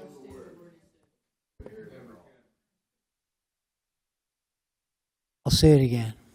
How's that? Is that better? This is as loud as I go. My voice is shot after 23 years in the Marine Corps. Okay, thanks, Herb. The kicker is that I think our chairman has done a very admirable job in answering the questions. I think it's been very verbal from Kim, giving her some of her answers, and I appreciate Rex's comments. The kicker is that we do take every situation, every question to heart. This is a very difficult time. We're doing the very, very best we can, and we appreciate your comments. So to summarize, for anybody that wasn't able to hear him, is he basically stated that he appreciates me looking at the questions, Kim having input, the opinion of Rex. We're doing the best that we can to try to take the questions that you've given us and given you the answers, even though you may not like the answers. Madam Chair, just as one of the questions that came out was about the cleanliness. Mm-hmm. I know Chase answered that that's not in our purview, because it's not. But the health of Higgins Lake that I mentioned at the Garish Township meeting, that group is working on that. They have multiple subcommittees that are dealing with all avenues that affect the cleanliness of the lake. I would recommend the people who had that question to be going and talking to them about their suggestions and their ideas, because they are heavily working on that right now. Okay. Gives them another venue to go at least address that. And maybe what I'll do is we'll get that comment card, find out which comment card that's on, and maybe you can follow up with them. Happy to. If you'll give that one to me, I'll contact them. You bet. Yep. Madam Chair? Yes. One other thing that was voiced several times at that meeting was about the dangers of the parking on Old 27 at the boat launch. Correct. That is a township issue. I believe the township would have to pass an ordinance to make that parking illegal. So those questions need to go to the township, because we have no authority to change that. So I'd just like to address that, and steer them in the right direction. Yeah, we're aware it happens, and we're aware it's a dangerous situation, but that needs to be addressed at the township level, I believe.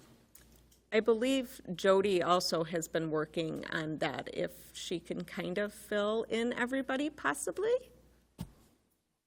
So after I recovered on September 2nd from running around the audience, I took 3 concerns that I heard after speaking to a few of the board members individually and gathered some information. The first one was the Old 27 parking, which you hear not only at that meeting, but quite rapidly. The parking along Old 27 is essentially an MDOT issue, and the way that the Road Commission works with roads is the Road Commission says, well, township, we want you to take the information from your residents and then bring it to us for a request, and then they bump it up to the state. So I know that I have spoken with Commissioner Morley in particular, and then I think Commissioner Russo about going to Lyon Township and maybe helping facilitate that process. Once it goes to the Road Commission, we'd probably need some more facilitation, because I don't think the Road Commission likes to put no parking down on there, but that is a process with that. The second area that I know that we heard concerns about involved the DNR sites. Not just north, which is totally unmanned, but South State Park, North State Park, anybody that lives here, whether you live on the lake, if you live here year-round, you know you don't drive down there. I mean, it's just, you don't. It's crazy, it's insane. That is actually a public access issue directly with the state of Michigan. And I know a few of you have gotten the contact information, or going to work and see, is there anything that can be done, any way to, or better communicate or manage it that we can assist with. The third issue that came up from that, gosh, I keep forgetting we have so many of them that seem to have come through, I believe was in regards to the process of utilization of rodents. And in conversations that I have had, some of the areas that, not only are there public docks, I mean, there's been public docks since the codification of Jacobs. I mean, that is something that is there. But me living where I live in Higgins Lake, I can tell you that over the last 5 or 6 years, the amount of short-term rentals has quadrupled. So working with the townships in putting those types of ordinance into play, because now not only do you have people that come down to utilize public road ends, but there isn't a way to maintain those, there isn't a way to restrict those. And I know both Lyon Township and Garish Township are working on those types of ordinances, but that portion. And then the very last one that I heard that I have some information for you in regards to was just the general idea of people mooring overnight, which is in noncompliance with Public Act 56. I think this is one of those things that not a lot of people are aware of, because the conversations have really kind of happened, I don't want to say behind the scenes, but they're done in offices. Our Higgins Lake Property Owners Association and the Higgins Lake Foundation have both provided donations to the Sheriff's Marine Patrol, because that is a non-funded state, non-funded federal. We have very, very limited funds that come through for that, and have been working through this summer, starting in the beginning of the spring, with a process to inform people that these are the processes that need to happen. This is what the Sheriff's Department or Garish Township, in the road of Garish Township, will do. And the biggest thing is getting that information out there to make that call to the non-emergent 911 line, because someone will go. Garish Township is done at 2 a.m., I believe, but, the Sheriff's Department, when they get that call, now mind you, we only have 2 people on at night, but they will go out, they will investigate, and they have a process that's been established and determined between those 2 organizations and the Sheriff's Office for handling that. And money has been put forth for that additional maintenance. So there are certainly things that I know the board will work on from that I think just in general will make everyone's life better. I think that goes back to one of our goals of collaboration and working with, if it's not in our purview, but we can be a convener or a collaborator with trying to move something forward to make it better. I think that that's a positive for us, for sure. I agree.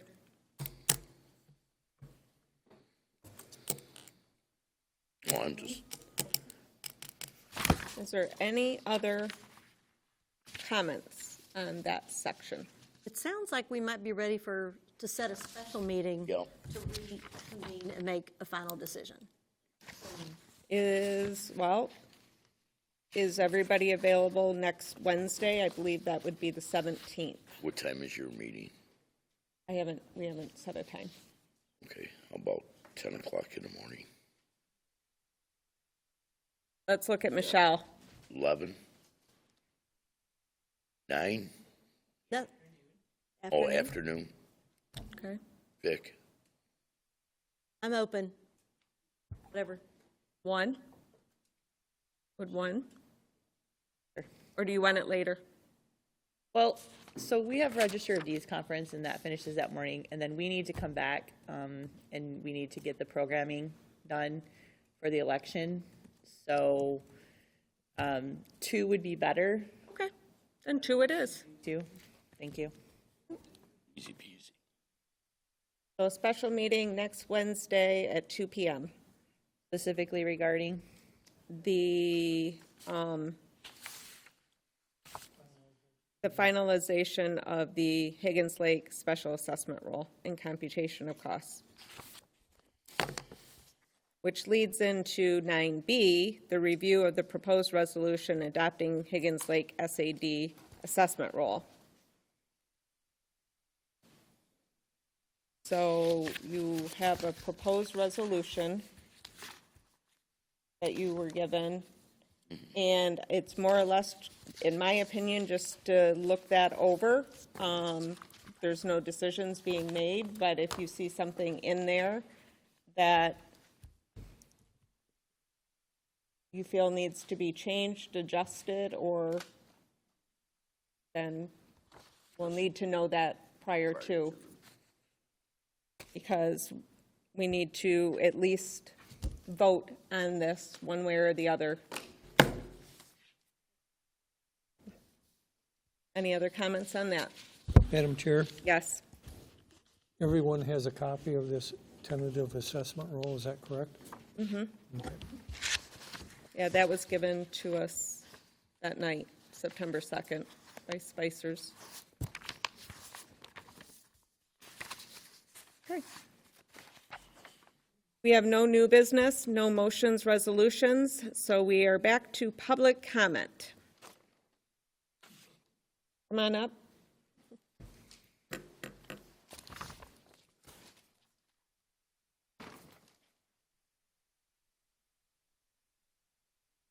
Dave Bisbee, Denton Township.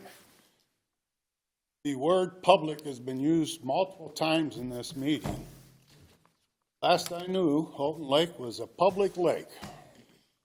Higgins Lake is a public lake. So where does it come down to just the select few people that have frontage on the lakes are required to pay for the benefit of the total public? Talk about public being informed, public this, public that. And then you switch over like flipping a coin to the private sector that's going to pay the burden. The same discussion that Chase just stated, that you people have reviewed different options for the Houghton Lake water level control structure. Well, let's throw a public parking lot there off the private people's tax dollars. Let's put a boardwalk in there for the public off of the private taxpayers' back. Let's acquire property from the current property owners on each side of the water so we can build a bigger structure, because we know we can't control Mother Nature with the size of the structure we have. So let's throw a bigger one in there that's going to cost even more money for the public's benefit. We've got people on Houghton Lake. You've got pontoon storage, or not storage, but docking that people pay over $1,000 a year for, but they don't live anywhere near. They don't have property on Houghton Lake. They're not in the SAD. This SAD for this water control structure is going to go on for 20 years. Because you're not going to be able to pay for this in your little 3-year fiasco that you've already assessed us. The public needs to pay for the process, not the private select few. There's also discussion been brought up about only 10% of the people on Higgins Lake have responded and this and that. Well, it's just like voting. You got 1,000 people on the voting rolls and only 200 vote. Out of the 200, 100 vote this way and 100 vote that way. That doesn't mean the other 800 people don't care or have an opinion. It's just that they don't want to get tied up in the mush of the soup bowl. It's the same as unions vote. They have a strike vote. People who vote yes on the strike vote for the union are all for it. The people who vote no are against it. Guess what? The people who don't vote, they're counted as yes votes. This is exactly what's going on here, and it's really sick. The public lakes, the public needs to pay for their fair share of having that privilege of having those lakes being public. Not just the private few, but the public as a whole. And like I said, you've brought up this public issue, public this, we need to inform the public. Well, you're not looking to inform the public, you're looking to abuse the private. Enough said.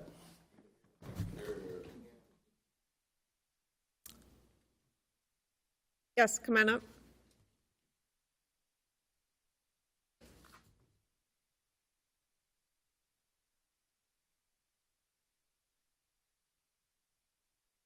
Tom Hankinson, 217 Gardner's Grove.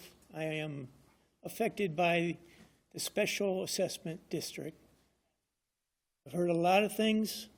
A lot of things have not been brought up.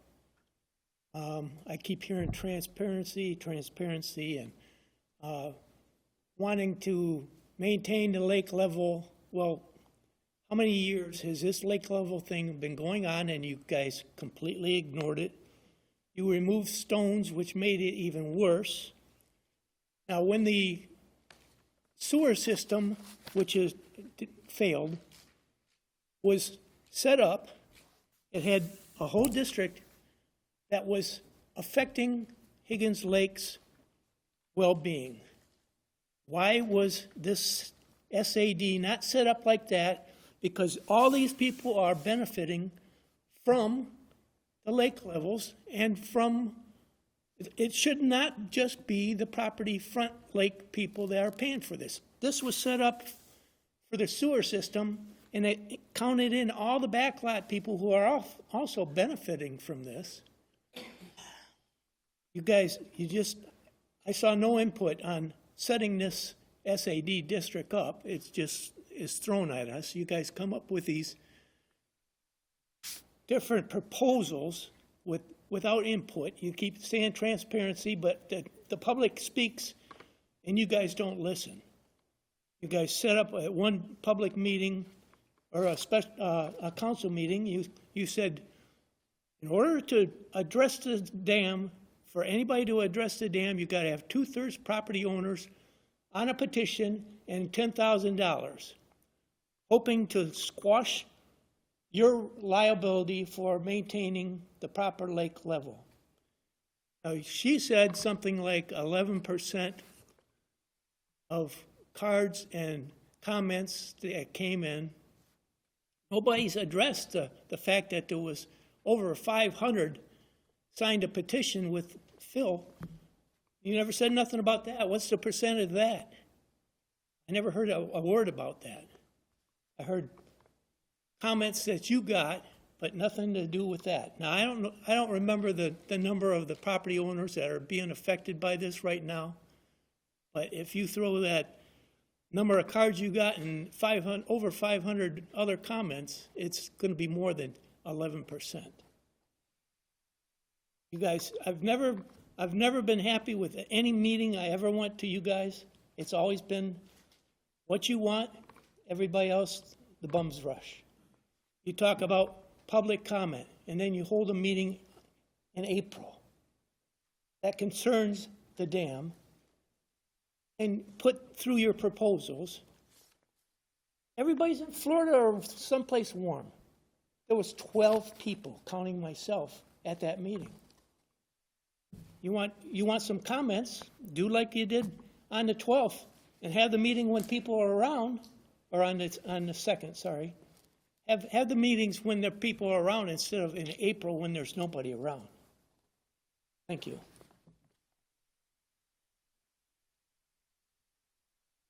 Any other? Come on up. This is just 2 quick comments. I think Zoom is important. I know IT is an issue, but that's got to be fixed. This is 2025. Most people work remote. They should be done. And you need to do something with the sound system in here. But Jody, thank you for checking all that. And I for one, maybe other people knew, did not know that the Marine Patrol was not funded. I would honestly rather see my tax assessment go in there because I do support the Marine on the lake. Thank you. Glad we pay for it. Yes, come on up.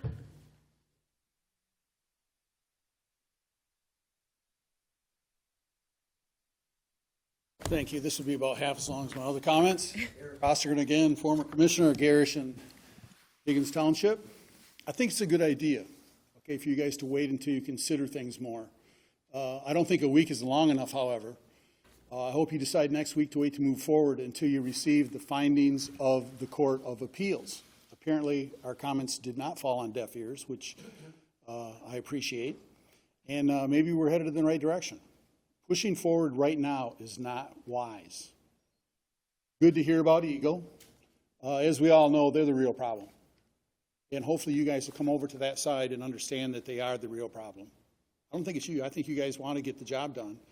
You're relying on Eagle, an agency, alphabet agency in the government that are bureaucrats and don't care about anything but paycheck. Okay?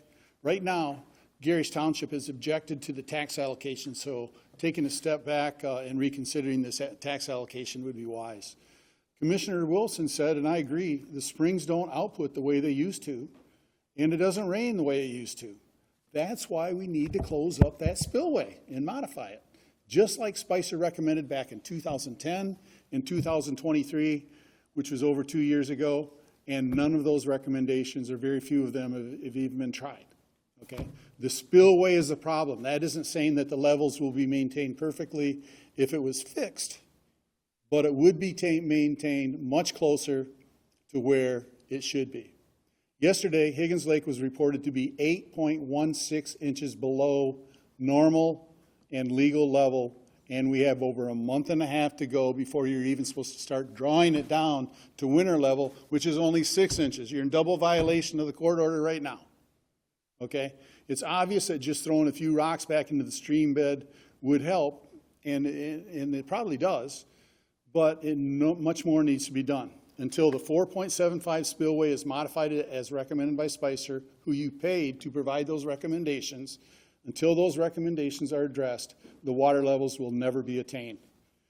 The comments made earlier regarding the fact that the dam has no effect on the levels was one of the most absurd things I've ever heard in my life. I about fell out of my chair. We don't have a dam. We have a 4.75 foot wide open, uncontrolled spillway that is wide open, that doesn't control that lake at all. That's the problem. If the dam has no effect on the levels, then we should pull the dam out and fill the opening up with rocks to get closer to where the legal level is at the top of the rocks, like it used to be before it was dynamited open back in the 1890s. Then we couldn't control the levels at all. Additionally, saying that half the homeowners want the levels lower and half want the levels higher is also untrue. Surveys, petitions, and public feedback have demonstrated that well over 85% want the levels maintained where the court order says, or they want it higher. No matter where the levels on Higgins is, erosion is going to occur. The best way to minimize erosion is to take some personal responsibility and install natural vegetation and riprap, but some lakefront owners don't want to do that. They want a beach. There are several companies out there that could help. The Michigan Shoreline Partnership is one. Instead, the low-level water folks want everyone else to suffer to what they think will benefit their own selfish interest. What the low-water folks want, and they're saying, is ignore the law. Court orders mean nothing. What the majority on Higgins mean nothing. I want my own myopic point of view to prevail. I hope you continue moving forward. I think we are headed in the right direction, and I appreciate this opportunity. Thank you. Thank you. Yes, come on up.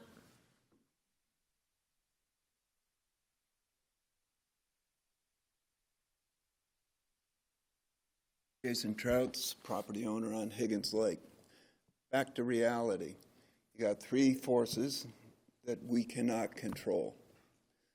The lake level, as it's currently set, was made but can be changed. You're trying to square a circle. The state of Michigan took an off-ramp. They don't want to be in the lawsuit business anymore. I'm sure you guys don't want to be in the lawsuit business anymore. You don't want to be in the litigation and the control because it's beyond your control.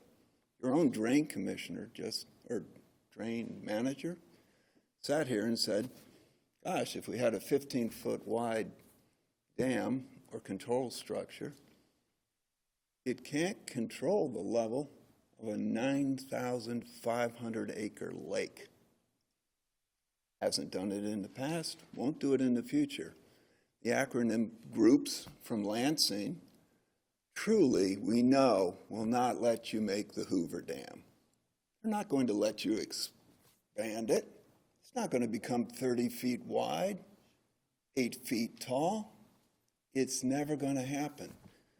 The problem is we have a lot of people who want instant gratification. They're kind of like the people that are on their cell phones and their laptops. Gosh, a judge over here set a limit. Today it should be at the limit. It shouldn't deviate from that. But we all know that's impossible. Even Judge Bennett knows that's impossible. And Judge Bennett, by the way, if we petitioned the court, could modify that level. He could even say, with our support, the three big elephants control the water level. It is what it is, folks. Let's all grow up and recognize that it is what it is. Nobody can control it. Given the parameter of the width of the Cut River and the insistence that it has water in it. We make a control structure, the Great Hoover Dam of Higgins Lake, and we turn off the water, you'll have lawsuits. If you take and keep the water level high, you're going to have lawsuits. If you make it artificially low, you're going to have lawsuits. The off-ramp, in my opinion, is one. Petition the court to recognize that the natural level of the lake, which has existed for millions of years, is the level of the lake. All of us property owners have to recognize that. We may not be happy with it. Some will want higher, some will want lower. I look at pictures from my family's property that I have in my possession from the early 1900s. We had a 25-foot wide beach. That's gone. 1950s, we put dams in with the fake belief that we were actually going to have more power than Mother Nature and God. We pushed forward a bunch of money, a bunch of people, a bunch of court cases, and we thought we'd come up with the ideal lake level, which has been changed by Judge Horn and the judge after that, and Judge Bennett. It's an artificial number. It's something we are attempting to shoot for, but in a probability of achieving is next to impossible in a consistent manner. Even if we make the great Higgins Lake Hoover Dam, which will cost us millions of dollars, and still you'll be in the box. Lawsuit, litigation, upset people. I think everybody just needs to recognize there's only one off-ramp.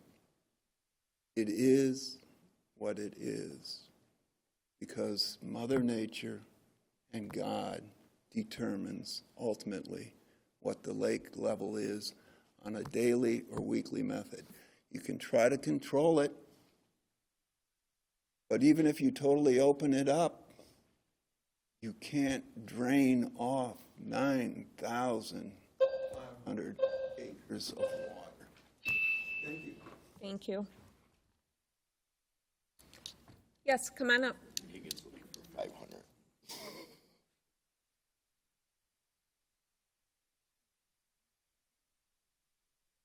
Doug Lautner from Garish Township.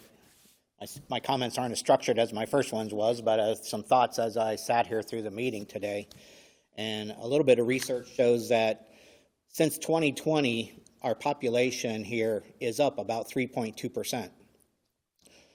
Mostly noting from tourism, a friendly remote working environment, and Higgins Lake. Higgins Lake has brought a lot of new residents here. It brings a lot of visitors here. And as such, everybody benefits from that lake. All the local businesses, everybody benefits from that. The added population is helping to create a larger tax base, bringing more revenue into the county to use in a budget process. Our assessments and taxes, especially on the lakefronts, have gone up every year at the maximum rate, and our property values so far have not declined. But I would tend to say that with a SAD in place, I'm not so sure that our property values on the lakefronts aren't going to decline. Is that going to create a lowering of assessments as well and lower taxes coming back into the county? Because you generate a lot of tax base from those lakefront owners. Why make them pay twice through higher taxes because of higher assessments and now a tax bill? I don't know if Jody or somebody could get us the number, but I would be interested to know out of how many people in this SAD area that we're considering are actually full-time residents, taking advantage of that lake, taking advantage of all of their tax dollars. I would tend to think it's only a small percentage that are actually permanent residents utilizing all the tax money that they put into this county. And that a lot of the backlot people or other county residents benefit a lot from this lake, and in essence may actually use it more than the lakefront owners do.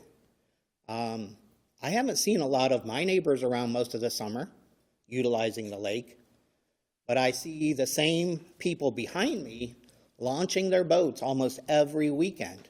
They're up here enjoying what this county has to offer. So to put the burden on just the lakefront owners is not right. Everybody shares in that. Everybody should have to pay in some way. Our tax bill that we get right now, what are we paying for? Spongy moss spraying, road maintenance, schools. There's so many things on that tax bill that a lot of these people don't utilize. How many people that are not permanent residents actually have children in our school district that their tax money is going to fund? Spongy moss spraying. That only happens in a small portion of the county, but yet we're all paying for that. If the county is responsible for this lake, then that is a county expense that should be divided up evenly. Just like we don't not pay school taxes if we don't have kids in school anymore, or any of those things. So that should be paid by everybody, not just the lakefront owners. Thank you very much. Thank you. Any other public comment? Come on up.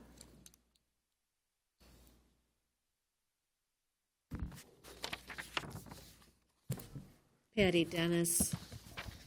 I'm going to hold this up. Patty Dennis, Lyon Township. I want to caution you that having better communication, it seemed to me like I heard from a lot of you that was the magic bullet. And I can tell you from personal experience how hard it is to get the information out there on topics. I understand that. And also to use a justification for this because after all, in your mind, only 10 or 11% have objected, is not really a fair assessment at this point. I was one of these for I've owned my property now for 21 years. For probably 19 or 18 of those years, I was the person that came up and enjoyed the lake. I wasn't involved in any of the politics because I didn't think I needed to be. And then I went, oh, all of this stuff is happening and I need to be better informed. But I guarantee that the majority of the people that have these lakefront properties are operating like I did for all those years. And because you haven't heard from them doesn't mean that they would object. It means that they probably don't know about it. And I urge you to keep that in mind, because that, if you go forward and this starts appearing on our tax bills, and that first tax that you're proposing is like this nice little amount that isn't going to get too much attention. But as you start increasing those amounts, I guarantee you will hear objections and more objections. And so I feel like it's very important that you not try to justify your behavior because you haven't got that many people who have objected. It is your job to do what is right and fair. And there is nobody in here in any of these meetings that believes that it's fair to tax only the lakefront owners. Thank you. Thank you. Any other public comment? Come on up. I'll be real quick. I'll try. I brought a bunch of stuff, but I'm not going to get into that. Craig Cotterman, Houghton Lake. The power that a special assessment gives folks like you can spend your money pretty much how you ever feel. The Houghton Lake Improvement Board, they can spend money on everything that benefits the lake. Again, you have another special assessment district. The real catch of this whole thing is that your special assessment district allows you to raise the lake level of a lake. Operations manual. Houghton Lake's surrounded with flood walls. We have a flood problem. I brought a floodplain elevation for you. You hired Prina Newhoff. They said there wasn't one. We have a floodplain elevation. We have flooding. People in our community complain. What do? We got our flood wall, and with the lower lake level, we got sand in front of our seawall. I think Mr. Bisbee called it. He says, "What is that?" He says, "You call it a beach." Higgins Lake has some beautiful beaches. I've always looked at Higgins Lake as a role model on how to manage a lake. They're proactive. They test studies. They care about their lake, and they're here to show it. If you use this special assessment money to raise the lake level in Houghton Lake, I think that would be an insult to these people. Thank you. Thank you. Any other public comment? Come on up.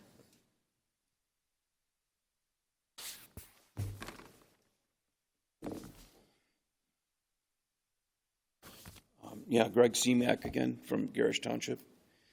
I have a couple things that I want to add, given the conversation from the last public comment period to now. One is, first of all, I want to thank the board for deciding to put off whatever decision might be made today until they can properly consider other options. I mean, honestly, I think that's the first time I've heard that type of thing suggested in 2 years. So thank you for that. I'm sorry. Okay. Can you hear me better? All right. I think an important aspect of this decision is to what the appellate court decision might be. And I think that this is a lot to try to determine within the next week. So I would say that the point of demarcation here for you might be to wait to vote until the court decision is rendered. I also want to mention that the lake level decision is a different issue than the creation of the SAD. So I think that the comments need to be determined based on exactly which of those two entities we're talking about. And they're not necessarily tied together. I also want to mention this. In the research that I did previously, I found that other lakes do attempt to regulate their dams on a daily basis sometimes. I spoke to the drain commissioner at Antrim Lake a couple of years ago, who told me that there's 8 dams that she controlled, and that sometimes it requires daily attention. So I don't think that it's dismissive. I think it is dismissive to simply say that it doesn't matter what's done at our dam. Glen Lake, in the very early spring, sent a letter to their membership talking about the fact that their lake had been down at a record amount at the end of last season, and they wanted to let everyone know that it was now back to the normal lake level that they were always looking for.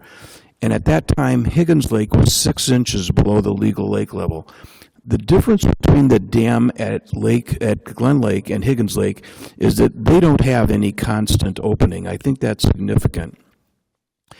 I also want to mention one last thing, and that's that Higgins Lake may be more public than other lakes in the county, which is my interpretation of that the cost sharing is more important here. The two parks on Higgins Lake, South Park and North Park, are the #1 single largest revenue generator for the entire DNR system. So I think all those comments are going in the same direction. I think we do need more consideration, and I think maybe a week might not be enough time, but thank you for at least postponing the decision until more consideration can be given. Thank you.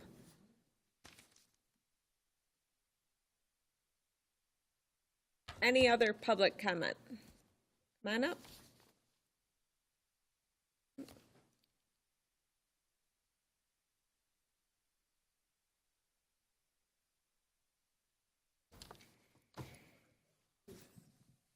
Charlene Cornell from Higgins Lake.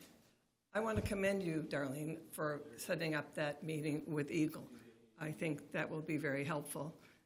You'll have a parameter of what they will allow us to do and what they won't.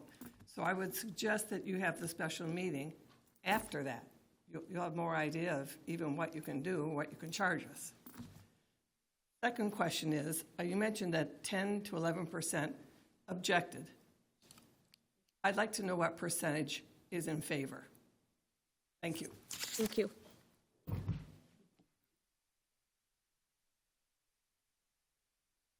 Any other public comment? Come on out.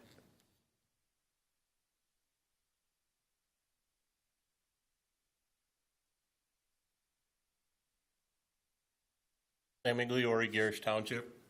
I'm here because I oppose the SAD because it singles out a subset of a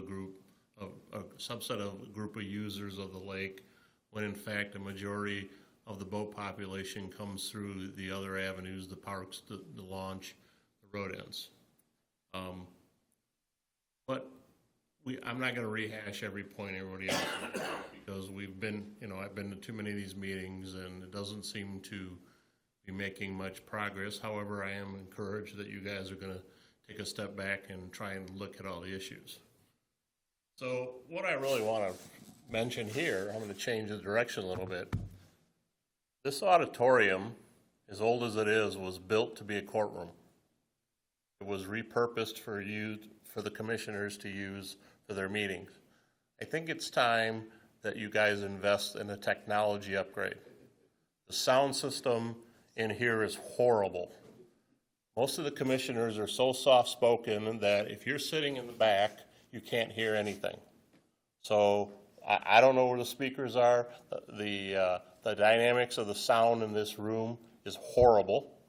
And the other thing you need to invest in is some video technology.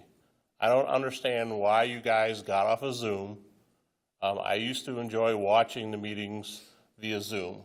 I think every meeting should be recorded, or should be held via Zoom, should be recorded, and should be put somewhere like on YouTube, so the public can view it as a matter of public record.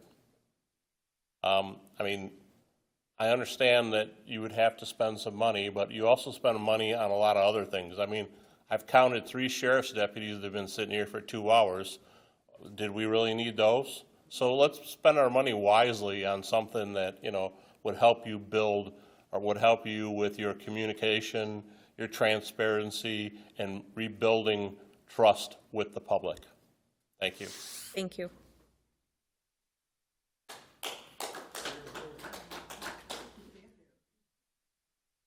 Any other public comment? Come on up.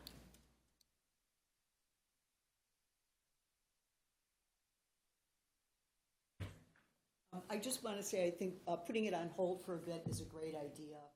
Giving yourselves time and maybe the public time to hear from Eagle, hear from DNR, hear from Fisheries, what makes, what are their goals? Because until we know that, we really can't move forward. Also, what's going on in the world of ecology? Muskegon River Watershed Assembly, Huron Pines, Streams.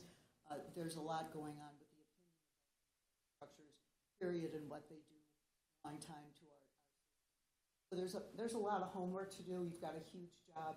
Thank you for sitting here all these hours and doing the work that you do. It's greatly appreciated. I'm sure there's as there are people in the room, and it's hard to please everyone, but let's think long-term health and oh yes, you've had a bad time for this decision to come up. The last 2 years have been extremely dry. It's my understanding that there were drought grants issued to some businesses in the area because there ain't no water. So you've had a hard time to have this decision the last couple of years. It has been very dry.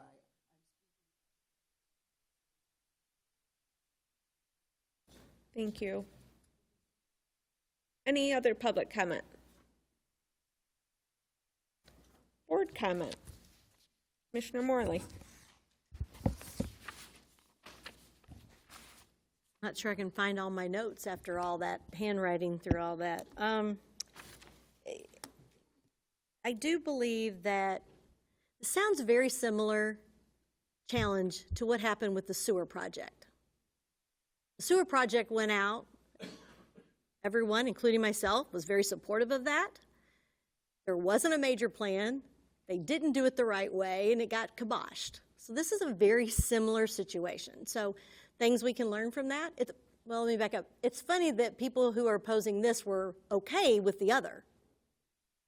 But now that it's on something they don't like, then they're like, oh, well, you haven't done that right. So it is something we should learn from, and I know they have an opportunity because they are not court-ordered by a legal level.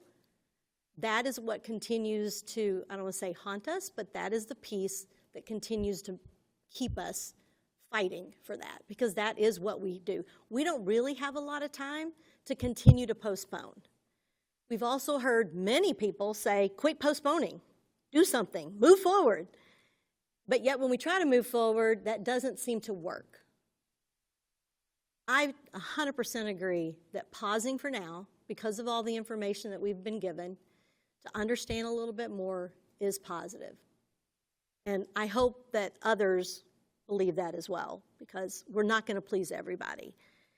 I do also want to mention that my moving off the lake had nothing to do with an SAD. I pay a lot of taxes as a business owner, trust me, more than what you do as a regular person who lives here. So I get it.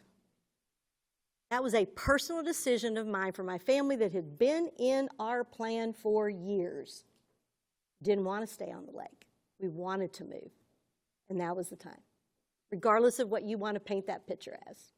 So other than that, I'm pleased that we're moving forward, and we're just looking at all the options that are possibly available to us before we make a decision. Thanks. Commissioner Belvern. It's tough to follow Kim. Go ahead, Dave. I'm good. Commissioner Wolfson. Okay. With no further comment, this meeting is adjourned.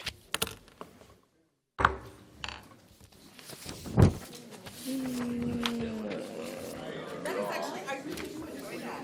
I emailed that to